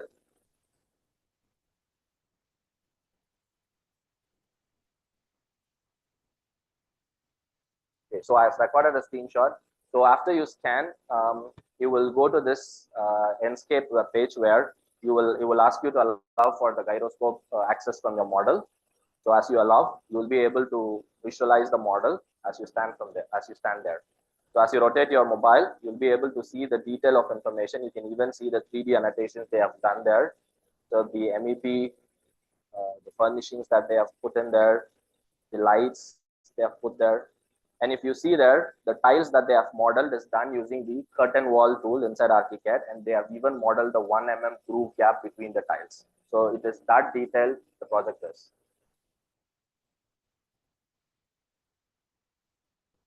All right, so having seen this workflow, let's move on to the next workflow, which is the data-driven design.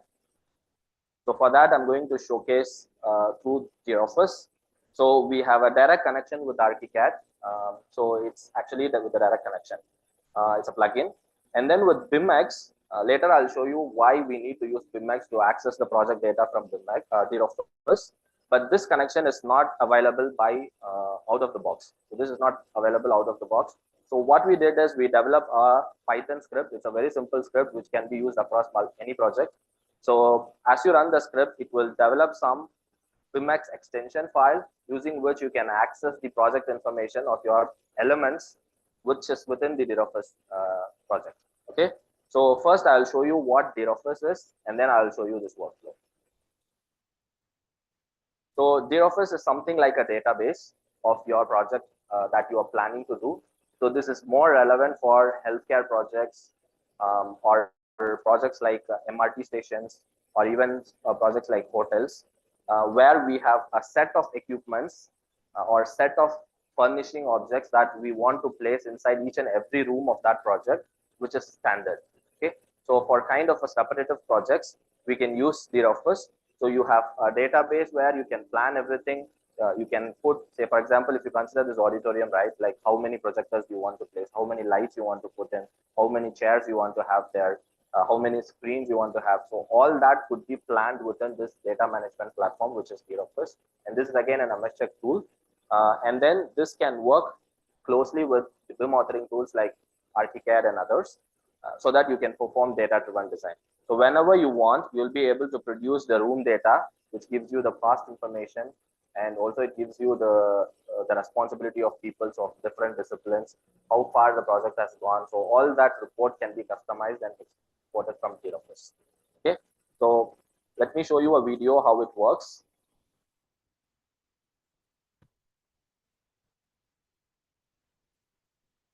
So firstly, let me show you the templates here. So templates is basically if you have a set of rooms that you have already planned. Okay. So for example, if it is an office room, and what are all the equipments that you want to plan inside this office room, and what is the size of that office room, everything could be planned within this data management platform. So that when you design or when you model your projects, you'll be able to have all this information and you can validate it within the authoring tool. Okay. So say for example, we have furnishings, we have door services, with doors, windows, structural elements, finishes, and so on and so forth. Okay. So this is all the templates of the rooms that you would design on your projects. Okay. The next is the equipments itself. So there are project equipment, doors, windows, furnishers. So all that could be planned as well. So there are cost data of it, the images of those. Say for example, if you want to access the manual of those equipments, all that could be uploaded into here so that it can be exported as a report whenever you want. Okay. So once after you have your template ready, so you can also have your services template there. So here I'm showing an example of office partition. So you can have the cost data, you can add the images there, you can add documents of those and everything. And you can also create a template of your services as well. So once after you have all this project data that you want to use it for your design, right? So the next step is to create the design itself.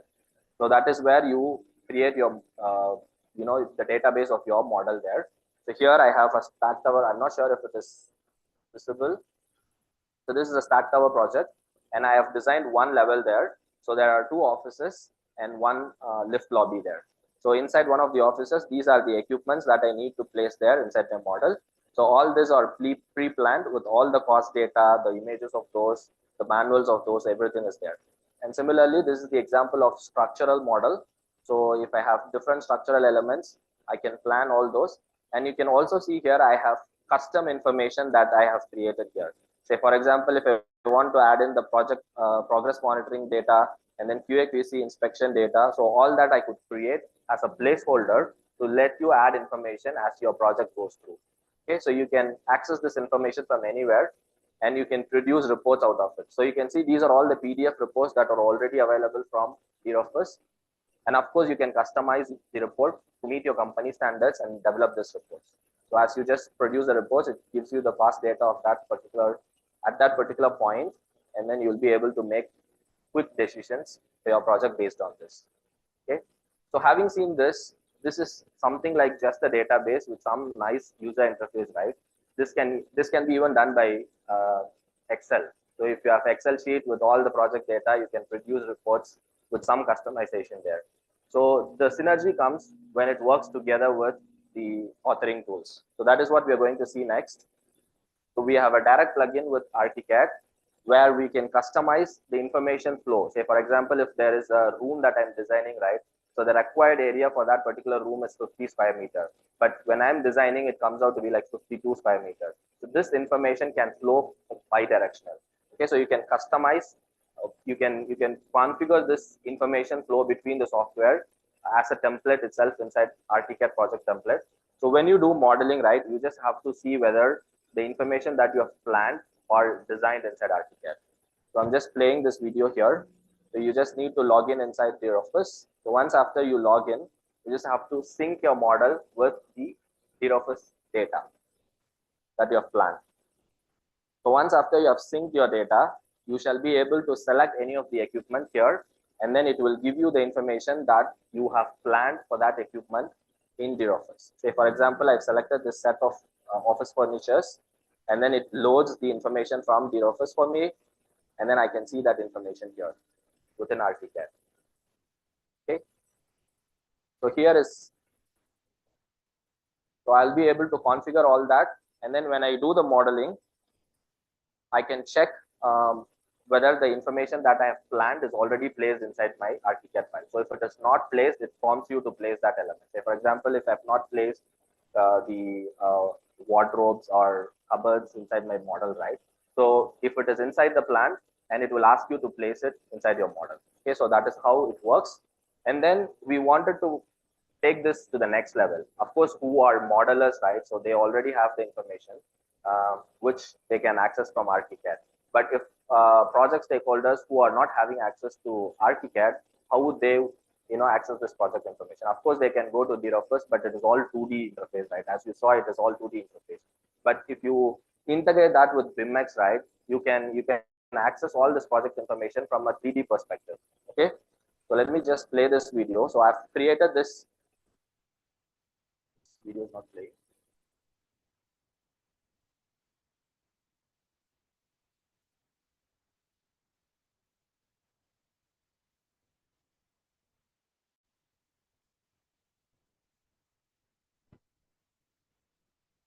All right, I think there is some issue with this video. So what happens here is, if you load the plugin that we developed with the Python script to connect to the office, right, you can select the equipment from in 3D environment from BIMX, and then you can access the project information of that in the office. Just similar to what I showed in Archicad earlier. So you'll be able to access that information. So why we need to access this information? Say, for example, if you are at construction site and you're performing QA/QC check, and the normal workflow is basically people will have a paper where there is a checklist, and then they fill that, and then they can take a picture of it, and then they record it inside.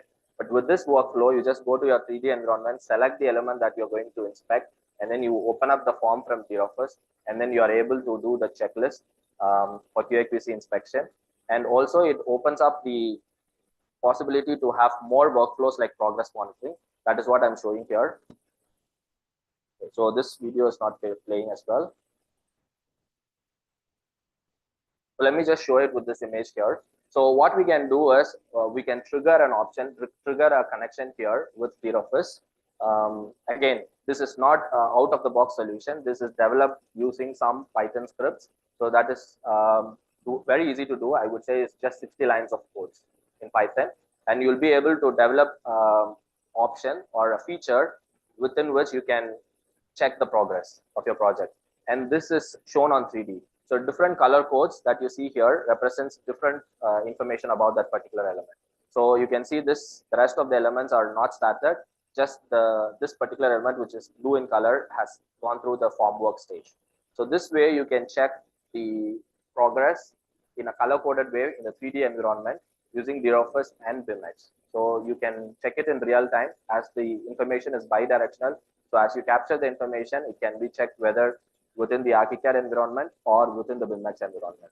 So this becomes kind of a project dashboard with all the 3D information and 2D information connected for you to access from anywhere.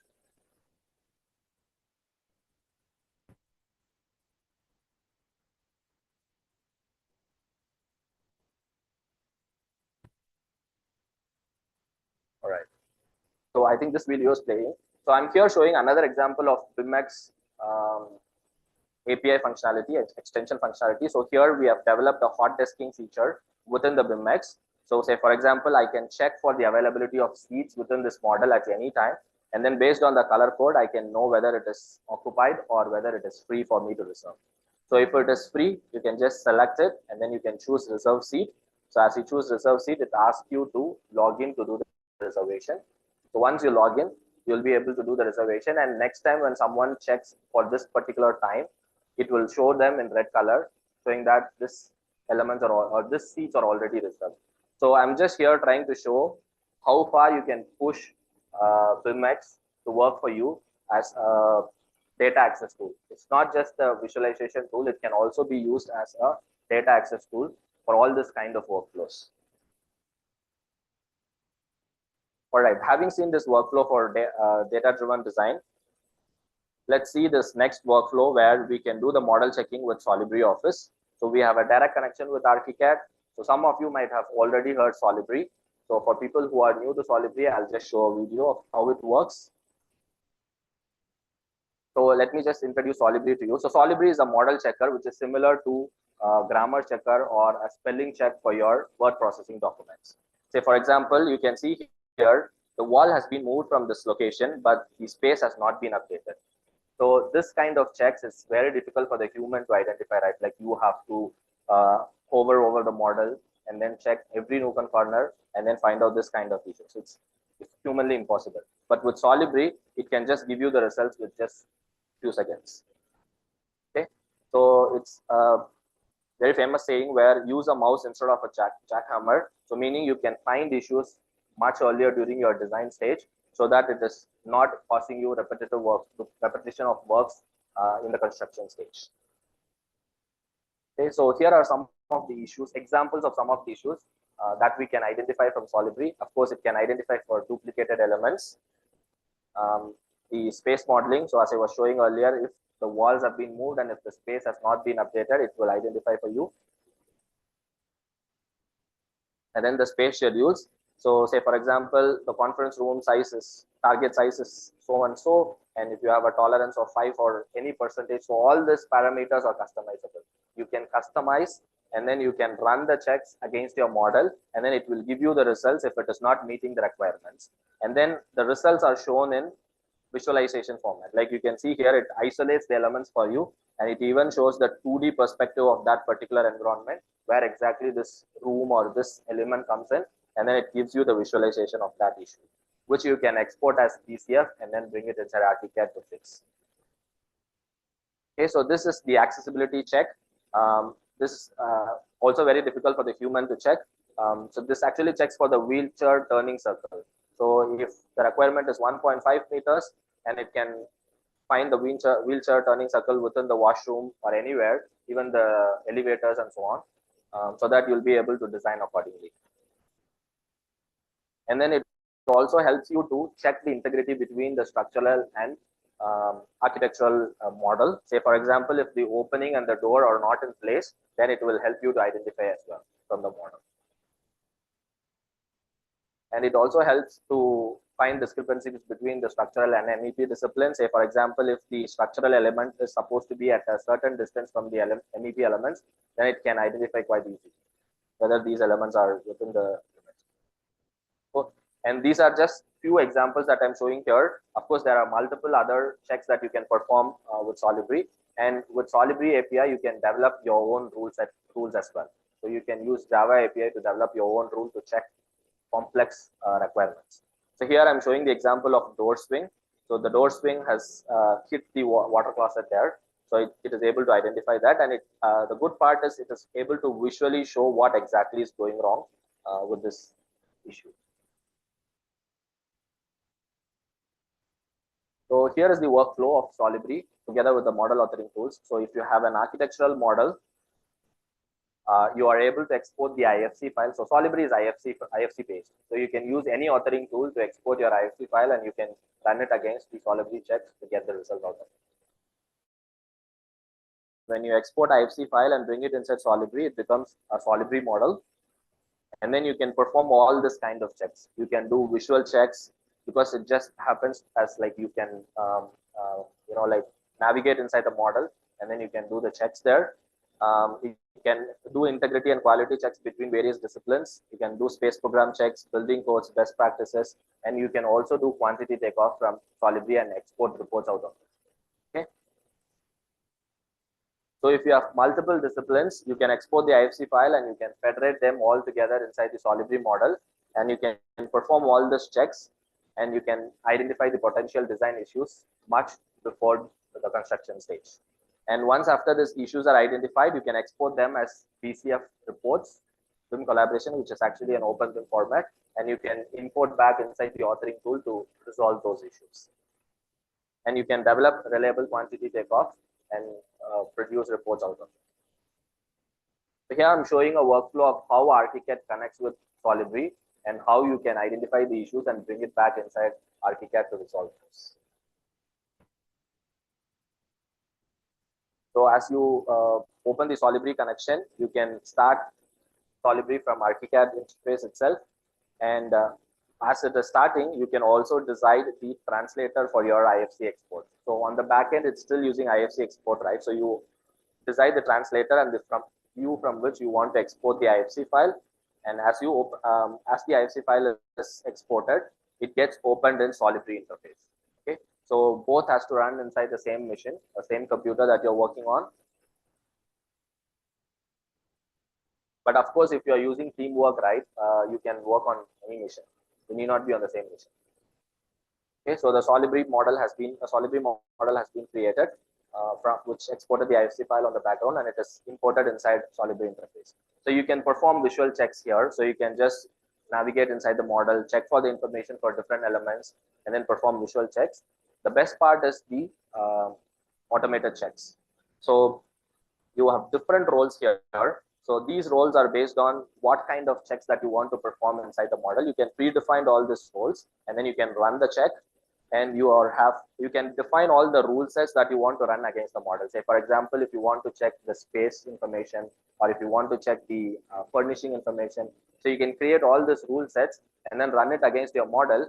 And then as you click check model there, you can see that the Solibri is running and it's giving you the results.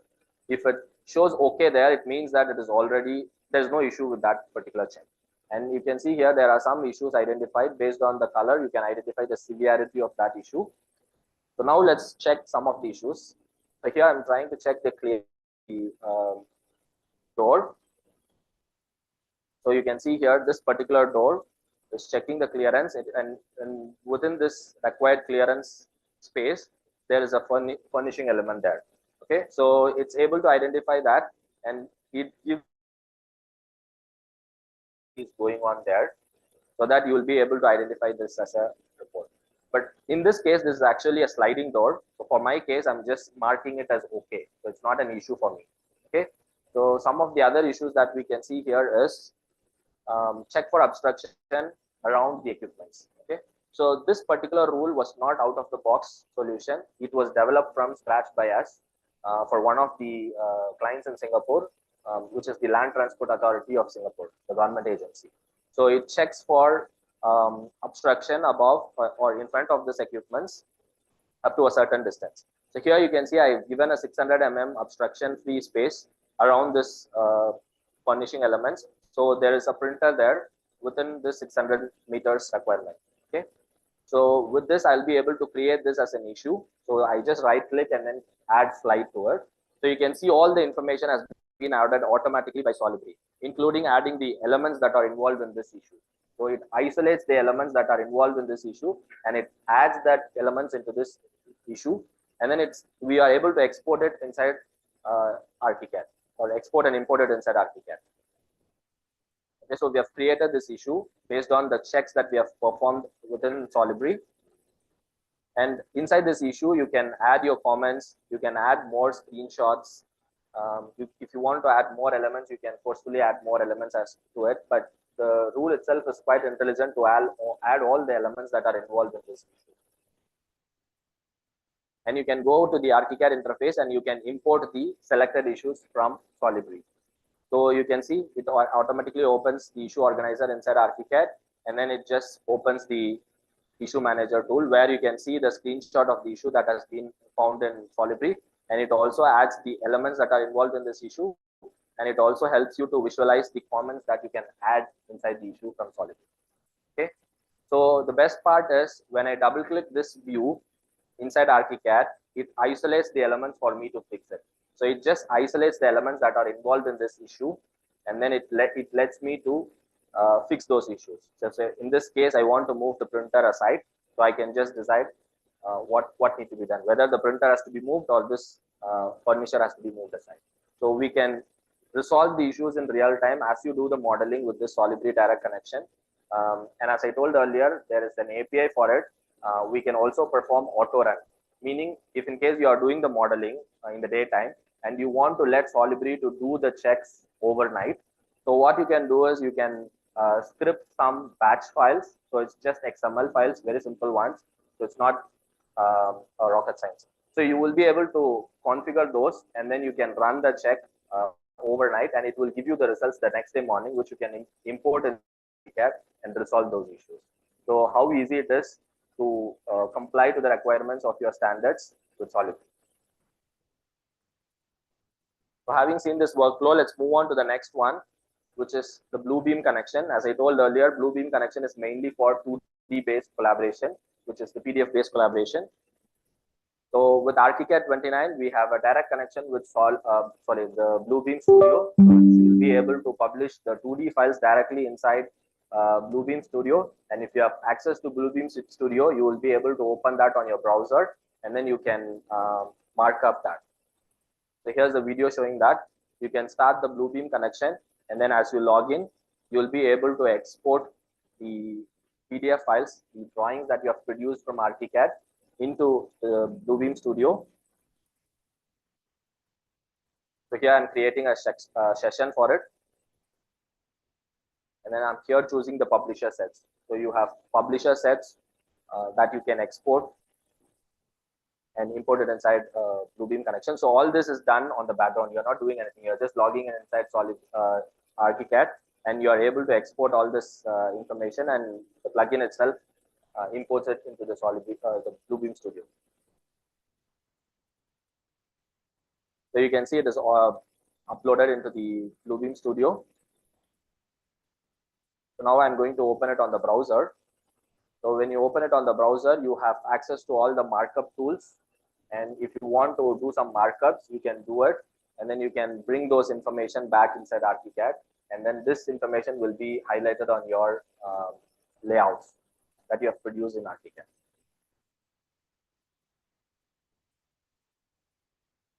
So within this Bluebeam Studio, if you have access to this markup tools, you can just produce labels, clouds, everything. And then you can go back to Archicad. So this need not be on the same mission, right? So anybody who is having access to this Bluebeam cloud, who is responsible to check this drawings, will be accessing it from their browser. And then once after they have done the checks, you are able to import all the markups that they have done on this PDF within Archicad using this Bluebeam connection. Okay, so you can select the layout, and then you can import the information into Archicad. So these are the workflows that I have for today. And of course, this workflow is not exhaustive. So you can have multiple other tools that can work together with Archicad and produce the projects that you can do with much more productivity. So here I'm showing the Nemetschek product, but of course we have other tools that we have discussed earlier, like Grasshopper, which brings in a great productivity for different kinds of projects. So all that could be used. So during the Q&A or during the networking session, if you guys have any questions, or if you are willing to implement this workflows on your projects, please talk to us. We are happy to help you guys. All right, thank you.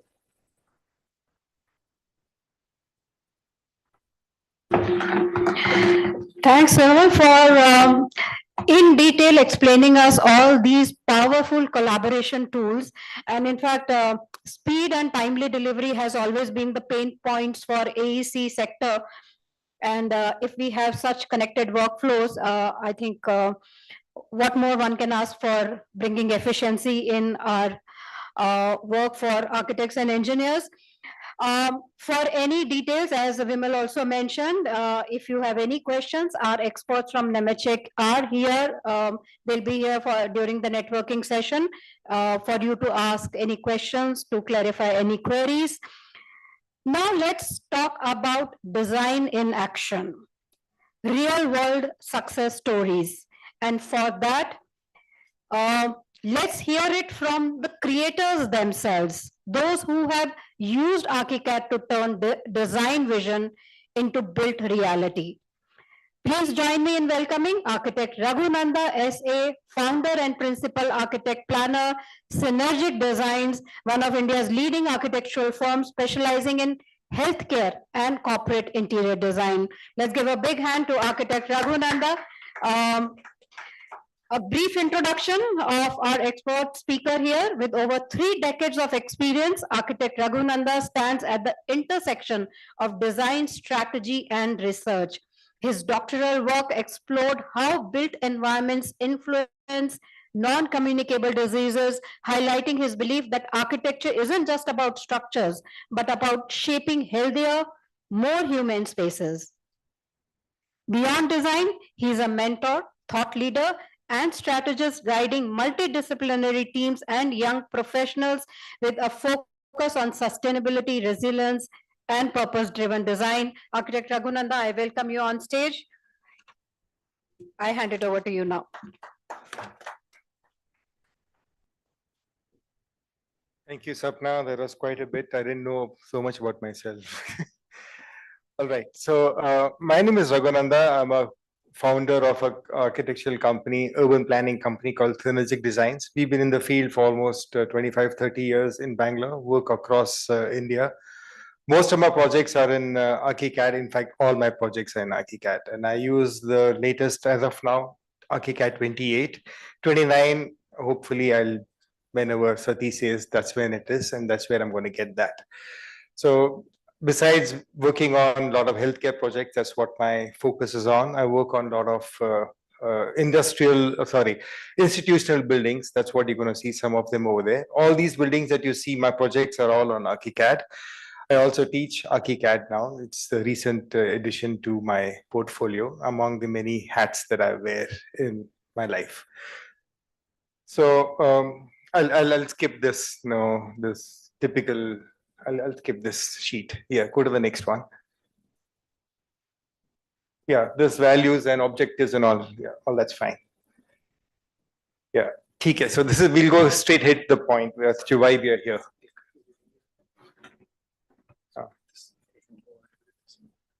Okay, thanks. Some more tricks. So, yeah. So schematic stages, this is where we start working on our projects. Like I said, we work all our projects on Archicad. We have been working for almost, 15 years now.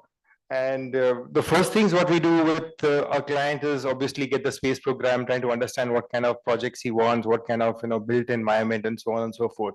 Once we get that literature from him, we convert the literature into drawings such as these. This is all done in Archicad.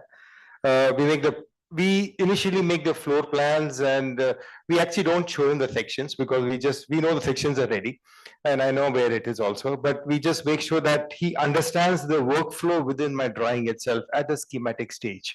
So if you observe the way we have done it over here is that we give a very a kind of a perspective look to how the building can be.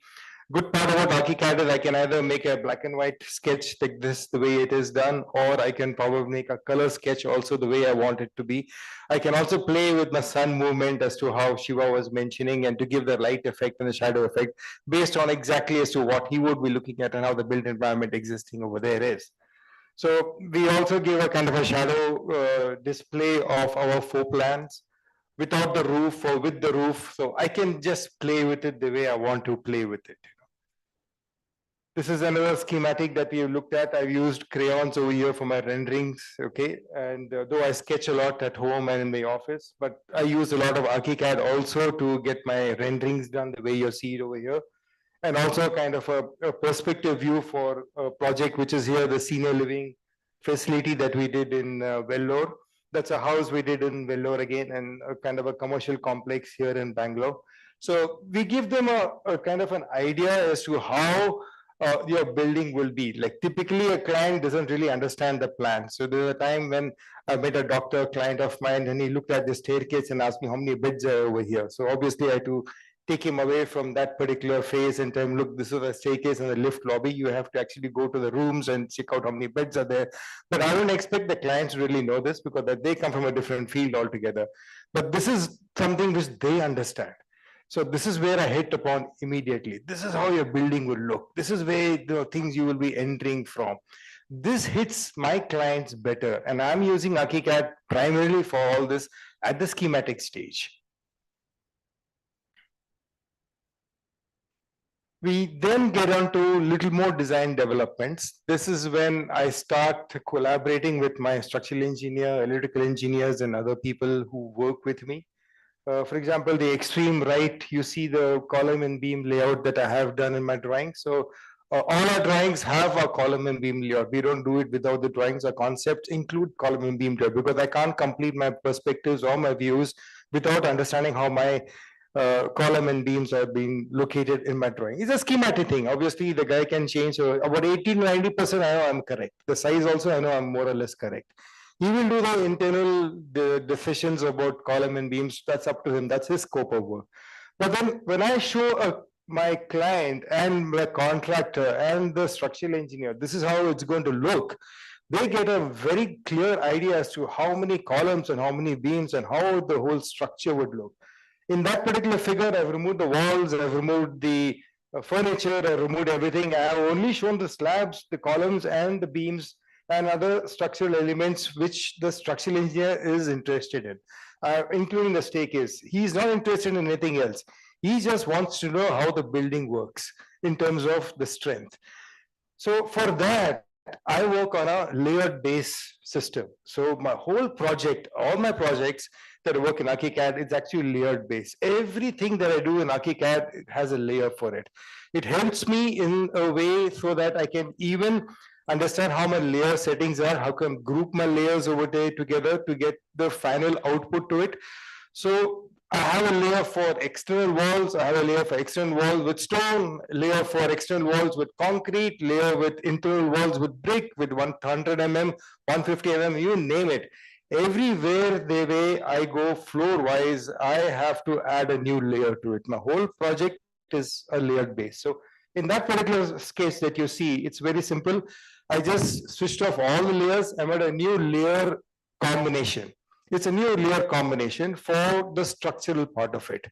That is all I did in that particular scheme. And that was really helpful for me to remove all the unwanted information, which I don't want my structural engineer to see over there, because he's going to ask me unnecessary questions and complicate my life even more. This is it. Please help me with that. So again, a kind of a section, a cross section through a building, which helps my contractor also to understand as to how my column beam structures and my building is going to be looking at.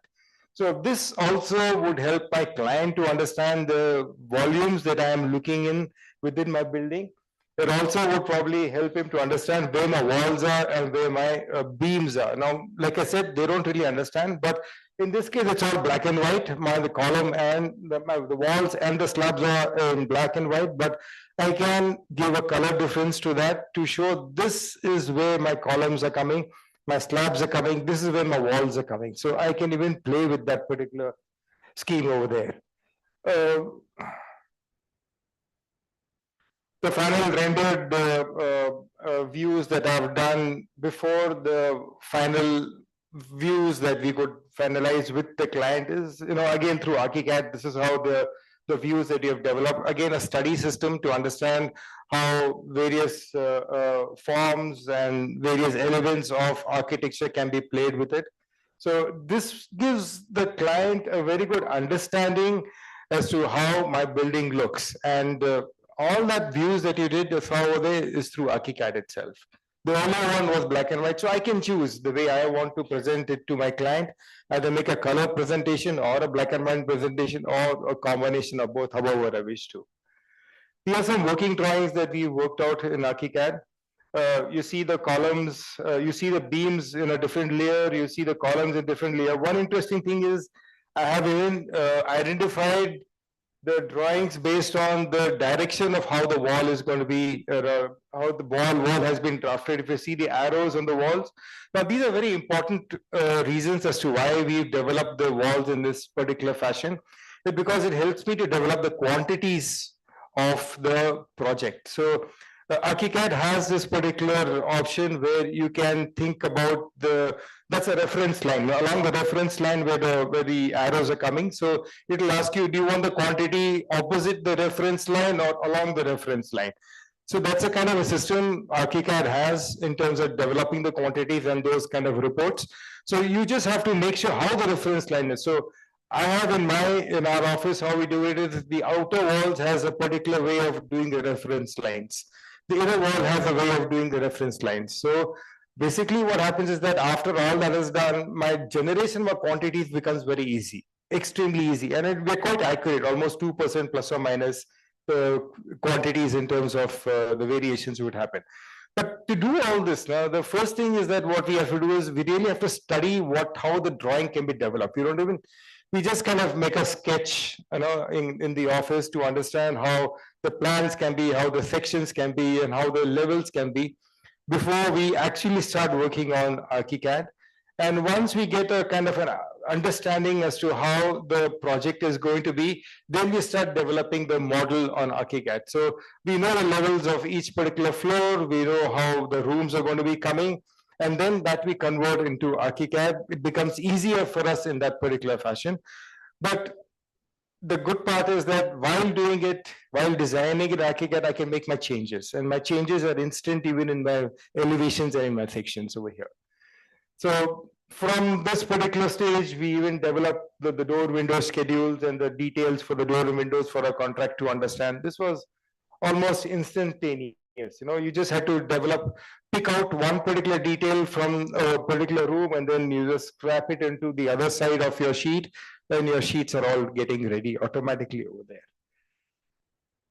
Some more information that I've got in construction documents. For example, I even got the details of each door. You can see the door schedules over there, the detailing of the doors, the detailing of the windows, along with the schedules. I think Shiva or somebody was mentioning about how we can put the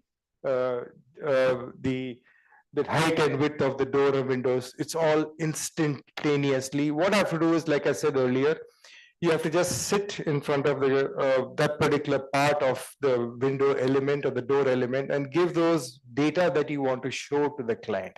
That's important. So what we've now landed up in our office is that even during the concept stage, we talk about the door window heights over here. And the thing is, now this is all in MM. In the concept stage, I work on feet and inches because most clients understand feet and inches. But I don't change the drawing. So that's a good trick which I can play with Archicad. My drawing is in MM. All my drawings are in MM only because everything is in MM in today's world. And even the government looks at it in meters if we do a sanction plan for them. So everything is in MM. But I have a choice. When I give it to the client, my dimensioning is in feet and inches. It's very simple for me. I just have to go to the options over there in the work environments and change the particular dimensioning for that particular part into feet and inches for that particular client. So I have multiple sets of ways I can present my drawing to the client. So, but I am not converting anything in terms of making a save as drawing, or this drawing is in MM, then make one drawing, this drawing is in feet and inches, make one more drawing, this drawing is in meters. That is extremely time consuming. In the same drawing, I have my information in feet and inches, information in mm, information in meters. My same drawing has got my sanction drawings. It's got version 1, version 2, version 3, version 4, just like what Shiva was saying. It's got all the versions over there. It becomes extremely easy for me to go back and forth depending on what the client is looking at or what the submission is all about. There are some scheduling that I have done. Now, I work on this scheduling in Archicad, and I give them flow-wise because this is a bit of a problem that most of us architects have. Oh, Raghu, for that particular floor, if I have to remove that brick wall, how much will it cost for me? How if I do something over there, how much will it cost for me? So by default, we have started doing quantities floor wise by default and layer based. So these are two important elements for me in our office. One is a layer based activity. The layer will tell you what is the material also. I also mention it over there. And the floor also will tell you which floor we are looking at. It's like even the flooring, you remove the granite over there. If I use this granite, how much will it cost? If I use this marble, how much? I mean, those guys are only interested in cost of some time. And that's a big challenge for all of us to keep tweaking and recalculating. All I have to do is just go back over here, make my changes, and it's almost instantaneously, I'll be able to give the data to him. So my data management through Archicad, through this construction document phase is amazing. I've really loved it. And the good thing is that I've even started making my own requirements, like properties. For example, at the bottom right, I don't know if you guys can see it, I have developed my own formula for dashing. So dashing is not a direct path that you can make in Archicad. So I have, you can make your own properties for it. So you go to options, go to designs, and you go to property manager, and you can develop your own quantities the way you want the quantities to be. So right now I have developed something called the dashing. So Nemetschek Designs has this element called dashing. So every time we start a new project, and if dashing is required on my quantities with this particular formula that I have derived, that I have made over here, it's very simple.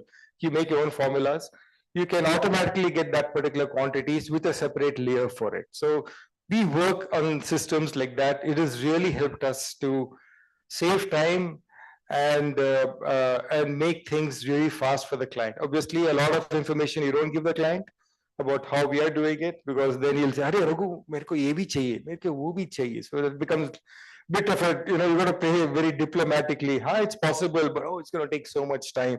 But I know it's not going to take so much time. There's a difference over here, right? So some of the projects that we've done, like I said, we work a lot on healthcare projects and institutional projects. There are some hospitals we've done. That's in Muscat, and that's a hospital in Bangalore here itself. My colleagues from Muscat has given some stuff over here. Okay. This is what I'm going to talk about challenges that we've had right now. And this is where the boys over here can help me. Okay, first is a good network of Archicad users for us to have a good dialogue with, Every time I have to go to the net and go to the communication and type your problem over there, and Archicad is an ocean, man. The more you think you know, the more that fellow says you don't know. That's a bit of a challenge with Archicad. So it can do so much in it, So every time you see something, how is this done over there? How can I do this? But I know it's done. But the thing is, in India especially, we have so many building typologies that we can do, different forms that we do. We know that information, that can be done. But when it comes to you at that point of time, it may be about 2 years or 3 years, because that project doesn't come on a desk. And you have forgotten how it has done. It is so easy. For example, a dome, and it's got one Oculus window over there. Now, Archicad can do this activity, but how do you do that? So again, I have to go back to information and get. So what I'm trying to, impress upon the people over here is we can form a kind of a group over here. So you just type in, look, dude, how do I make this dome with this Oculus window, whatever? And that information comes back and forth. It becomes much easier for us to work on projects and solve a lot of our issues over there. Sometimes the basics also we forget, because you just don't know when how it is done. There's so much in it. You have studied it, you have read about it, but when the time comes, you've forgotten how it works. For example, you take a slope proof. Archicad gives you a slope proof, but actually you can put the tiles on the slope proof, and that's an add-on to it. I don't know how many of you over here do that, but that is there. So it is there. You actually go to the internet and download those add-ons, and you can actually put those tiles, either the Italian tiles or a flat tile or a Roman tile. It looks so realistic. So that is something when a lot of us maybe don't know, but then that is a true fact. Example, even this dashing kind of properties or this quantities that we discussed, how you can develop your own quantities. So this is something which which I would request over here, which most of you guys can probably help us with. The other thing is it's helped me to reduce a lot of the costs for the client because changes are almost instantaneously. And the thing is, I use a lot of BIMX, like they mentioned earlier. So all my projects are on my mobile phone right now, and I encourage my clients to download the app. The app is free. Hopefully, it will remain free. So otherwise, the clients are not going to be looking at it so eagerly. And so as in the download the app, then I make my drawings accordingly, and I send only information that I want them to see. If I send them more information, then I'll ask for more of it. So if I give them a little arm, they'll take the whole body. So that's a little catch that you have to be very careful about, because Archicad can give the whole body. Okay, so what I am trying to say is that if you can, what I can do is I do all this and make a BIMX and send it to my clients.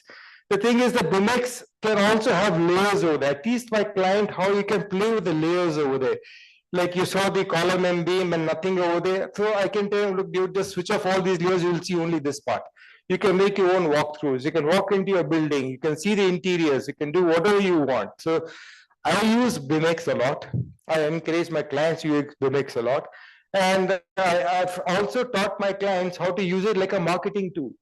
Now, the thing is, every building, in my experience of 25, 30 years, except for maybe houses, and houses for sure, requires marketing. A hospital will require marketing, a hotel will require marketing, a resort, all college, all these buildings that I've done over the years requires marketing. And I have now started, after learning how this works, I've started encouraging my clients use this as a marketing tool. So I've now started relating Archicad architecture to marketing. I've started using that as a business tool to encourage my clients to know how this works, and so that they get the understanding of the project better and they understand how me as an architect can help them not just simply work as an architect and finish it, but even work as a marketing expert for them. So there's some add-ons I keep adding in my mind, so many things I keep doing, which I keep thinking how I can continue being an architect for him or a consultant to him. So Archicad is helping me do all those kind of funny things, right? It controls quantities and overall cost. Like I told you, the quantities. Now he says, "Oh, Raghu, in the fourth floor, I have so much of granite. It's going to cost me so much." That I'm able to understand how much it's going to cost him, because I have all the data in my sheet to understand how much it's going to actually cost him before he even goes to the market to buy quantities of that. So I have the data to help him to reduce costs. It helps me a lot. Okay, so this is something we require some visibility in Archicad. So again, these boys from Nemetschek and wherever they've come from need to help us with get some visibility. I'm not getting people to work in my office. Now I've started teaching Archicad in schools of architecture here in Bangalore and in Ahmedabad, but that's not what it is all about only. I require someone to work in the office, and most of the time I've realized when they have learned some Archicad, they come back and think of it as only as a perspective element. They make perspective to some rendering and be done with it, but that's not it. You can have other tools to do the perspectives. You don't require Archicad for that. So we really, like, what I'm trying to tell them is this is BIM. This is a very different platform where you're working on, and the other platforms that you're looking is very different. This is how you use it. So I require probably people who could come and help us with that. That's something you guys can really help us with. Okay, lack of local Archicad community, like I told you, again, like a WhatsApp group or whatever, however you can think of that. This last point is very important, this Indian standards. I don't know, I wrote to Archicad once many years ago, no reply still, but doesn't matter. Like, for example, we have mosquito problem in Bangalore. I mean, I'm sure most of India will have mosquito problem. So we have this double shutter. Archicad doesn't have a double shutter concept. So I have to make one other shutter inside to show one mosquito thing over there. Make another object for net. It's a pain. I mean, it takes time. It's not that it's like that. Small things like this, but it matters, like a double shutter. So I wrote to those guys in Budapest, nothing happened. So I just left it there. So finally, I have to tell the client, if I get bored, I don't want to do it. I said, okay, the double shutter going to come here. Please understand that. So, but things like this to Indian standards is something, if you could encourage your people over there to make the software to that, it will really, really help us to that. Yeah. Okay, this is it. Whatever it is. So thank you. My name is Raghunanda. I'm from Synergic Designs. Thank you, Architect Raghunanda. Let's give a big round of applause to our architect who shared his experiences, benefits from the software, and his suggestions as well, and also telling us that Archicad can also be a marketing tool, not only design and engineering, but also can be used for marketing. Thank you so much. Please stay on stage, and I invite Vimal Kumar from Nemetschek India to please present a token of appreciation to our speaker here. Can we have you on the center for the photo?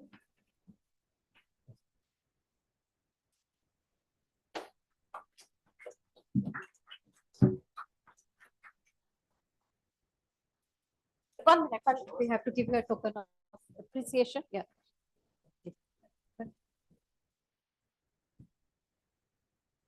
And can we have a nice picture?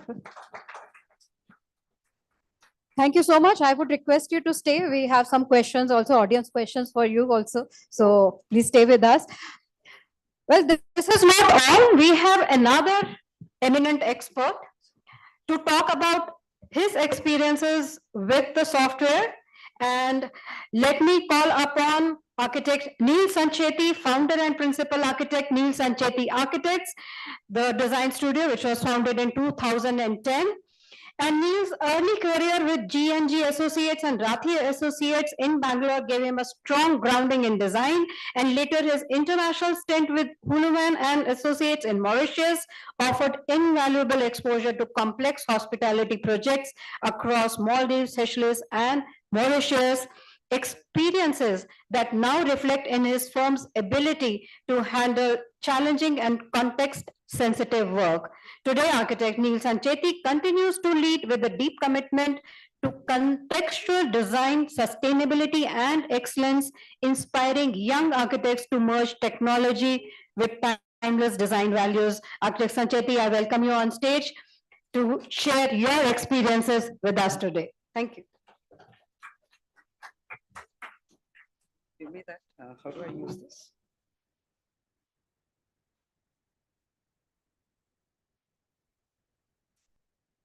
This is forward.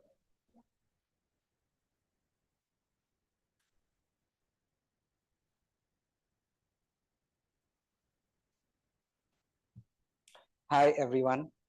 So we've used Archicad for the last 15 years almost. And we could never use it in the beginning to do real projects. Only from 2019, I think, or 19 or 20, we started using it for real projects. Otherwise, it was just a 3D tool. So most of the time, I just love Archicad. So I would just, work on Archicad for hours and hours and hours. So I just became good at it that way. And finally, 2019, we started using Archicad as a real tool to do projects. How do I go back? Yeah.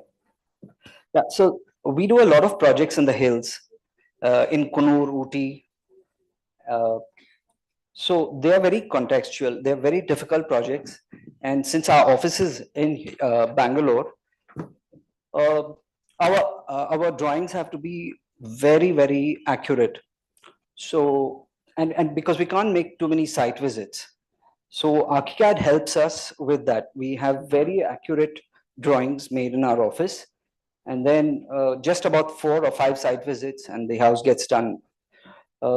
Again, it's very difficult to build in places like Kunur and Ooty, where our projects are. Yeah, so this is another house, which is in Rajasthan. It's an 18,000 square feet house. It's a 9-bedroom house for a multi-generational family. And this was completely designed in Archicad. We made about 5 or 6 visits to the site and it got done. So all of the documentation, everything was made so easy for us because we used Archicad. The structural engineers were in Rajasthan, where this project is. and all of the coordination was made so simple. We used Enscape to do the rendering. Unfortunately, I don't have the renderings here just now. They're on the website. Yeah, and actually, Mr. Raghunanda has talked so much about it that I don't have anything else to add to it. So I'm going to, my presentation is going to be very, very short. So this project, we also did the interiors. So that's another thing which I would tell the Archicad team, that it's very difficult to do interiors. There's not so many options of components, developing interior elevations. It's not so efficient as it could be. So we did the architecture, the landscape design, and the interiors for this project. And this was completed in about a year and a half.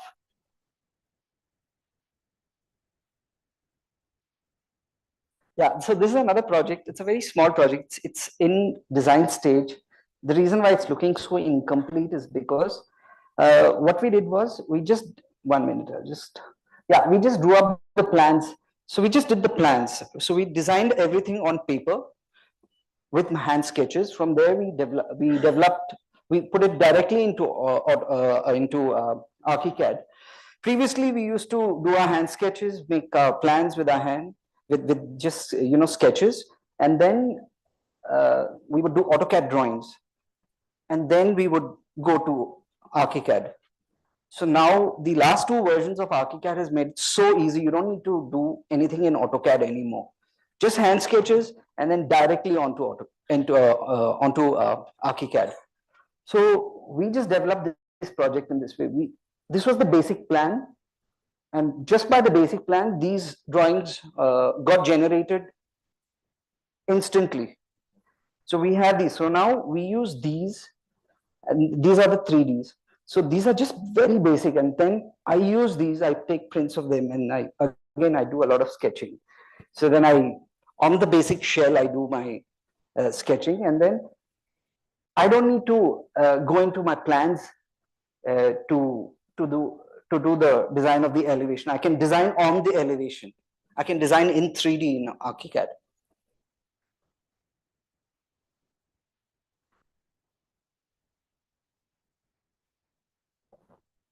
Yeah, that was the documentation which he's talked about so much.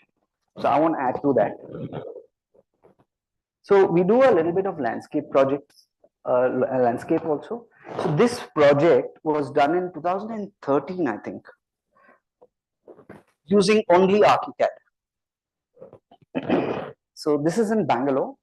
So if you see all of these drawings with materials, we took out quantities from these drawings. We did the presentations with these. We did everything. So we do our landscape projects also with Archicad. Yeah, that's the plan of the same project. So,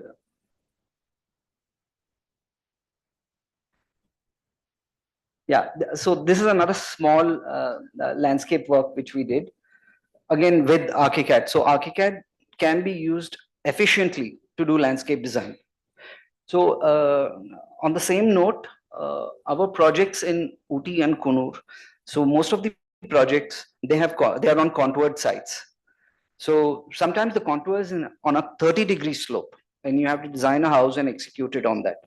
So then using Archicad, it becomes extremely easy because we get a survey done of the site. It's very easy to convert the survey into a site, a contoured site, and then you design on the actual contour. You have the exact slope and everything, and then from there, it's so easy to take sections. It's easy to take soil cut fill quantities. So cut fill is a very big expensive element when you're doing building in the hills and retaining walls. So these two items get very simplified: cut fill and retaining walls, and the contour, by using Archicad. So that's another project. That's another villa which we're working on. It's called Anthorium. So it's just in its design phase. So we did this as an initial, a presentation for the client, just to understand how he could use his site and what kind of elevation we could have.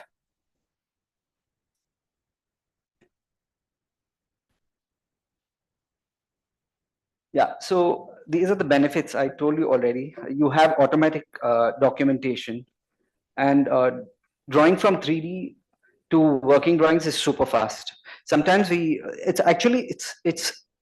it's possible to finish a residence which is about 4,000 or 5,000 square feet within a week. I mean, from your concept all the way up to your documentation. I mean, to a stage where you can actually make a decent presentation. You can get some kind of costing, an initial costing, an estimate. And then once your client says, okay, yeah, fine, we'll go from here. Once the design is frozen, then your documentation is almost ready. Just maybe 3-4 days and your documentation is done. And one single person can do it. And the other thing is, I found it very easy to learn Archicad. Actually, I learned Archicad on YouTube. And Eric Bobro. I don't know if, yeah, he was very popular in the Archicad world. He had a lot of tutorials, and so I would just go and, I just had the interest, so I went and learned. So even now I think it's 10 times more. It's so easy. The learning curve is not too steep for Archicad. It's quite easy. It's interesting.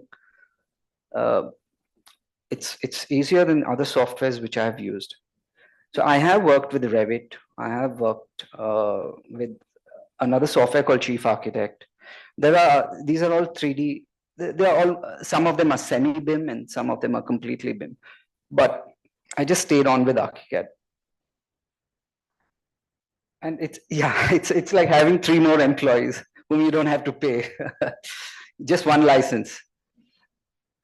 And yeah, the last one I already spoke about for landscape and for contours. Yeah, so that was my presentation.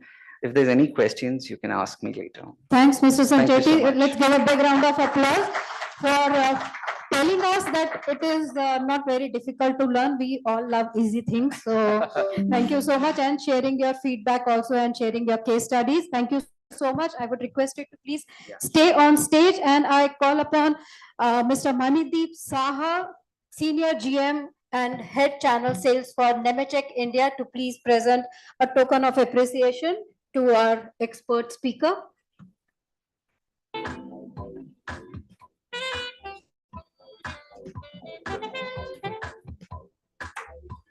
Thank you so much. Thank you all the audience for giving a big round of applause and cheers to us experts.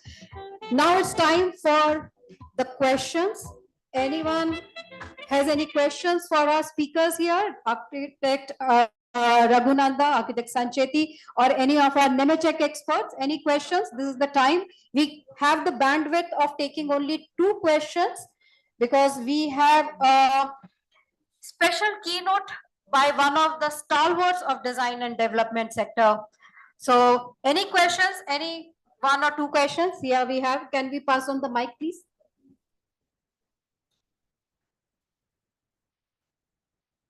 Hi, thank you. Myself, Arun Shambhu. I had a question for the Graphisoft team. You mentioned about the MEP designer. Just wanted to know, is this product capable of doing the design, detailing, and shop drawing space? Or is it just that you are able to do the model, or is it going to give a complete workflow to the GM? So it is totally capable. Like, you can design your whole MEP systems, your ducting, your piping, your all type of it. Even you can do a calculations, and then you can create a schedules and drawings out of that. So a complete package, like how you Archicad you use it. It's similar, more of in a MEP version as well. And the best part, which I forgot to tell you, the best part, it comes in a Mac. So that is the best part of it, where why the best PC or Mac as not there for the MEP designers. Now it's gonna be there for the MEP designers. Thank you. Great. One more question. Any other question that we have? I got a question here for this team over here. A lot of my clients are actually talking about project management. So they wanted to know whether the Archicad would comply with Primavera or some software like that, where they know on a daily basis how much of the building has been completed in 3D. They obviously get a kind of an Excel sheet and big sheet, and they, I mean, out of 200 columns, 120 are over, something more. But then when you know how many in terms of a visual effect, which are the columns and where they are. So is there a way that we could connect Archicad with that? Because it helps in a lot of the management of projects, in large projects, especially in hospitals that I do know. 1 lakh, 1.5 lakh square feet, a large space in a city like Bangalore. But Chota project, I wouldn't probably think of it that much. But on a scale like that, is there something that you can help us with? Yeah, so from the project management point of view, yes, this is the design authoring tool, BIM tool. There is a other part which is like a 4D. Detail 4D it can't do, but what it can do is, you can create your stages. I just mentioned about 2029. The new feature was then you can create a different stages, and those also flawlessly you can create it, and then you can define it, stage 1, stage 2, or whatever the zones you have divided, the phases you have divided, design options you have divided. So this is a tool is a free, so it gives you the more freedom to do your own thing in your own customization. So this is not a project management ideal, specific for 4D creation, but yes, it can cater a basic needs of it, where you can develop it. Even let the Vimal speak more. Yeah, I can add a few words on that. Maybe if you are looking at connecting the projects together with Primavera, probably we can explore having API functionalities like the Python script or C++ API to develop. I'm not sure if there are any work that has already been done anywhere around the world, but I'm happy to help you if you're looking at it. Yeah. Great. Thanks, Vimal. Thanks. We do look forward to. Yeah, Siddharth also wants to add to it here. As someone who's coming from the project management stream, I have worked on a product called Plannerly. So it is also a 4D simulation software that works with Archicad for project management. But I have not figured out a way to how to make it work with MS Project or Primavera as of yet. Like how Vimal said, we could work on it, or we could find APIs to create a connection between that in the future. Yeah. Great. As the Nemetschek team says, Archicad is a software by architects. So your feedback is what they are going to incorporate further, and we'll see many more innovations coming up. And now it's time for our keynote speaker of the evening. Let me introduce Ms. Shama Chanikar, Head of Design, Senior Vice President, Brigade Group. Shama is a visionary architect with a passion for creating sustainable and vibrant spaces.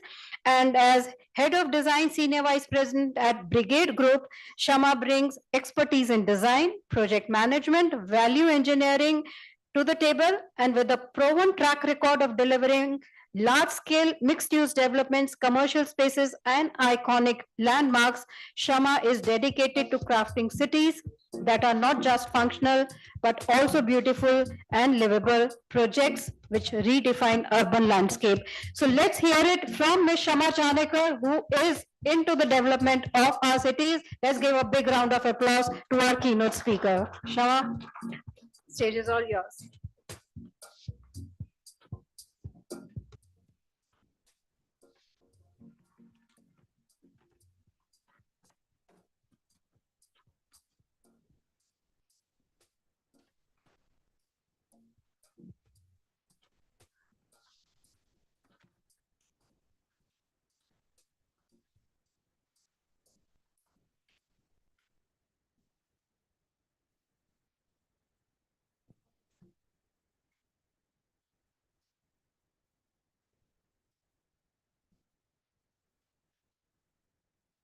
Thank you, Sapna.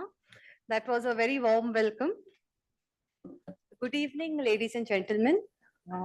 Of course, the entire architect team, the architecture team over here, Mr. Neil and Raghunandan, and the fellow colleagues over here have heard so much about how Archicad had transformed the overall experience for the architecture projects. Today, I'm on the other side of the table. We are from the developer side, that's from the brigade group. So here I would like to focus upon in terms of, even though we are driving the design and we have architects to work for us in terms of delivering projects, how we integrate the entire technology part of it to make a very sustainable, cost-effective, and efficient design solutions. Because at the end of it, efficient we are in the game. So that's a small experience that I would like to share. And of course, I know everyone is waiting to depart, so I'll keep it very brief. So please bear with me for a few minutes.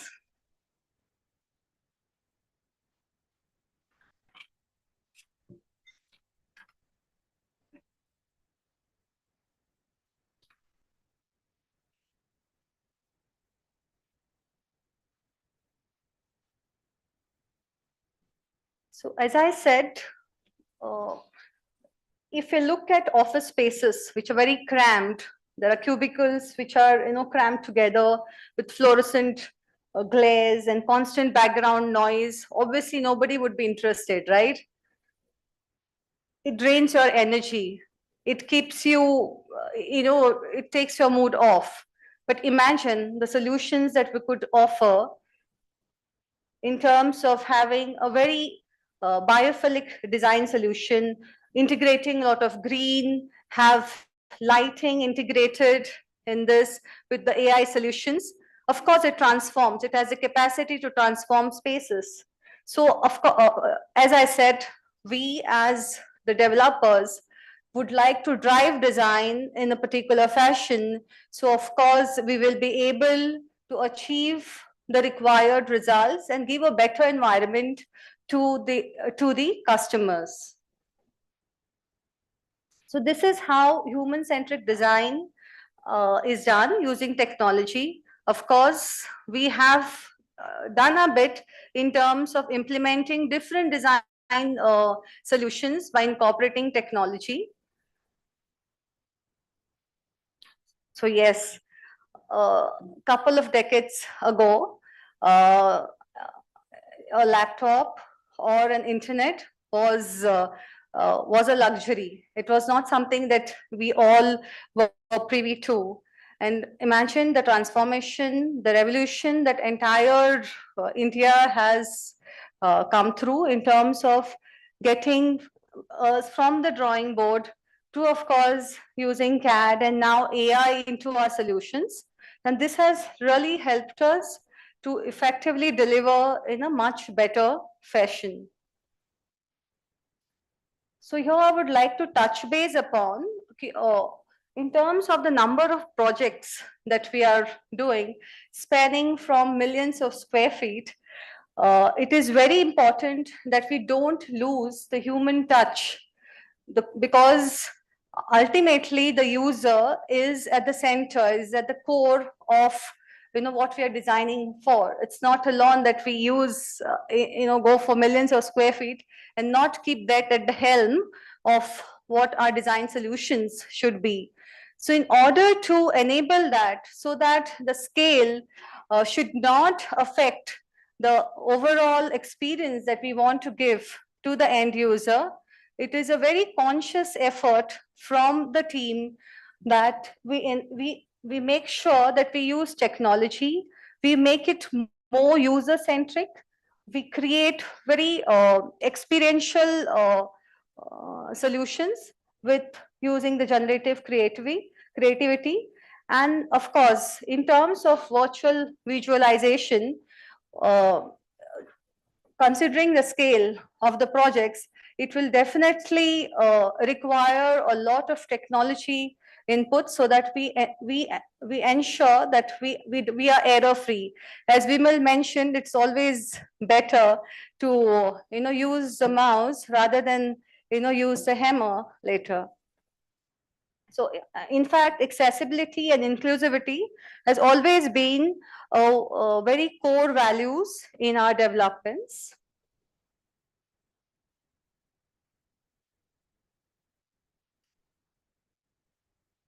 So this is one of the projects that I would like to showcase. So there are two areas. One is at the start of the design process, when we get into all the virtual reality renderings, we get into all the 3D designs, which will help us visualize those spaces. So that is something which we do prior to getting into the construction mode. However, there is also augmented reality, by virtue of which the end user, which is a customer, would also be able to understand what is the design thinking that we have and how we can best ensure that this is well transferred in terms of our design thinking, in terms of our entire experiential journey that we want to give it to the end user.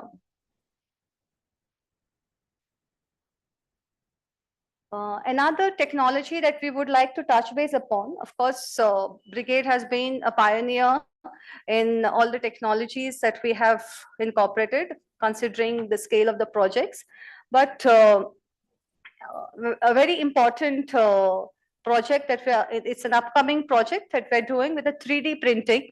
It's an experience center, and that's something which we want to showcase, how we can enable our customization in this particular project.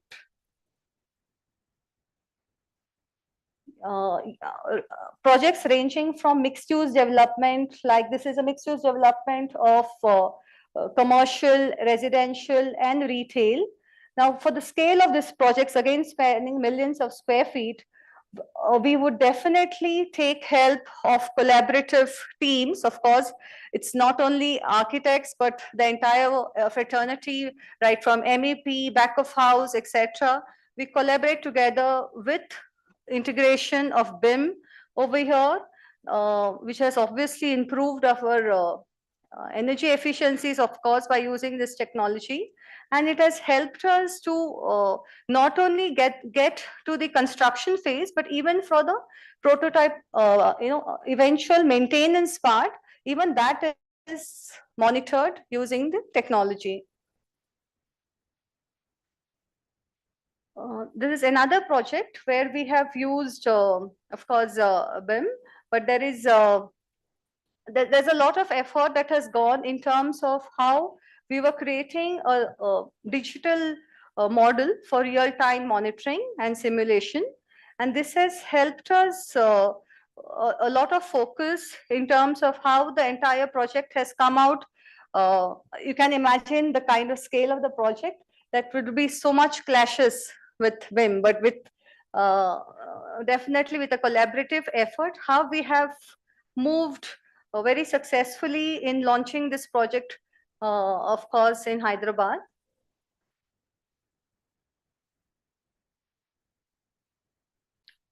Another very important focus that Brigade has is on sustainability. And we have left no stone unturned in terms of getting the entire project, right from residential, commercial, retail, and hospitality, of course, taking one step at a time, wherein a lot of focus has been on how sustainability is integrated with technology. Of course, here we have used parameters. There were parameters for ESG, which are monitored, and all the water metering, or whether it is integrating of lots of the entire sustainability aspects are digitalized. So our story is built on what we saved, but not the footprint we left. So that's been a pledge to the society. And with this, I would like to conclude that the technology we use impresses no one, but the experience you create with it is everything. So on that note, I would like to take your leave. Thank you, for reminding us that technology is as much about empathy and human centricity as it is about efficiency. So thank you so much. I request you to please stay on stage, and I call upon Shoaib Sheikh from Nemetschek Group to please present a token of appreciation to our keynote speaker. Do we have Shoaib there in the hall?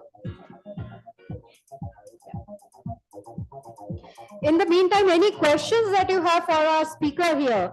She spoke about, technology, everyone talks about innovation, everyone talks about, but how can we connect it with the human experience? As she mentioned, it is the experience that is counted. Thanks, Shoaib, for being here with us, and please present the.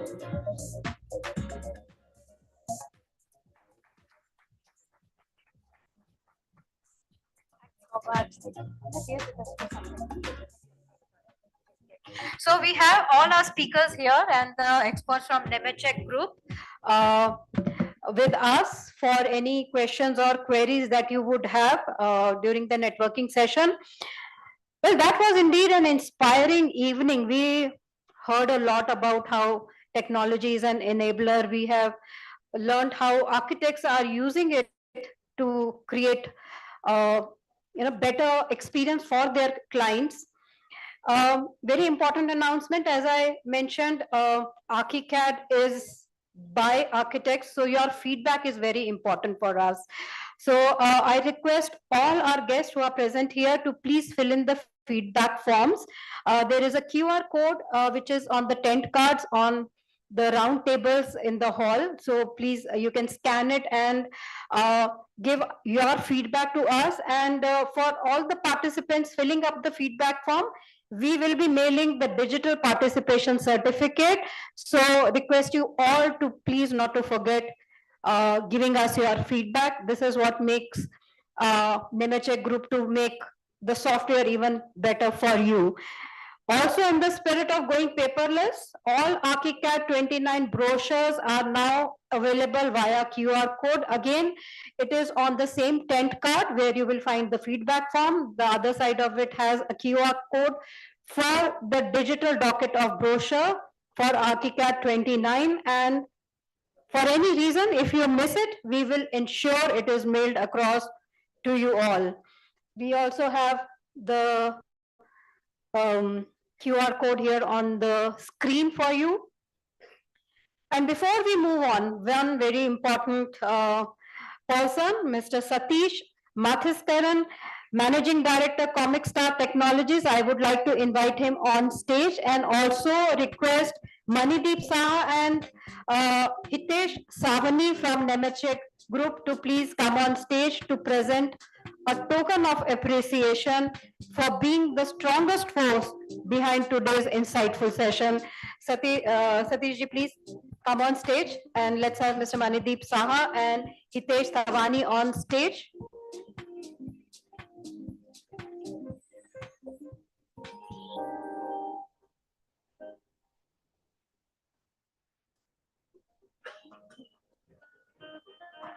Thank you so much.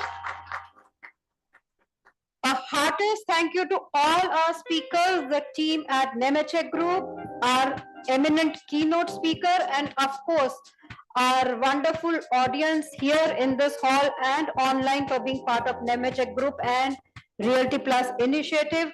Last but not the least, do not forget to collect a small token of appreciation for you all from the registration counter.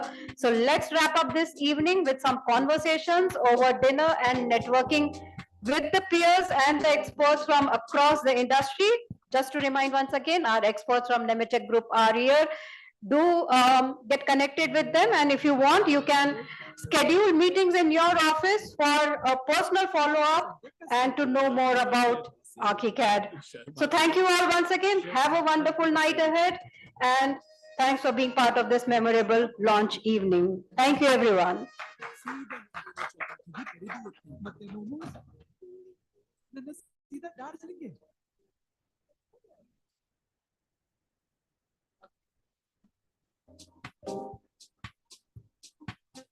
Some people are born to show the world which path to choose in a crisis. Some brands are born to do the same. And during the times of challenge, the stalwarts of the Indian real estate industry have chosen to do just that. By showing others the way to finding opportunities even amidst a crisis. By showing the world how to go about delivering on promises even amidst adversity. Success doesn't just happen.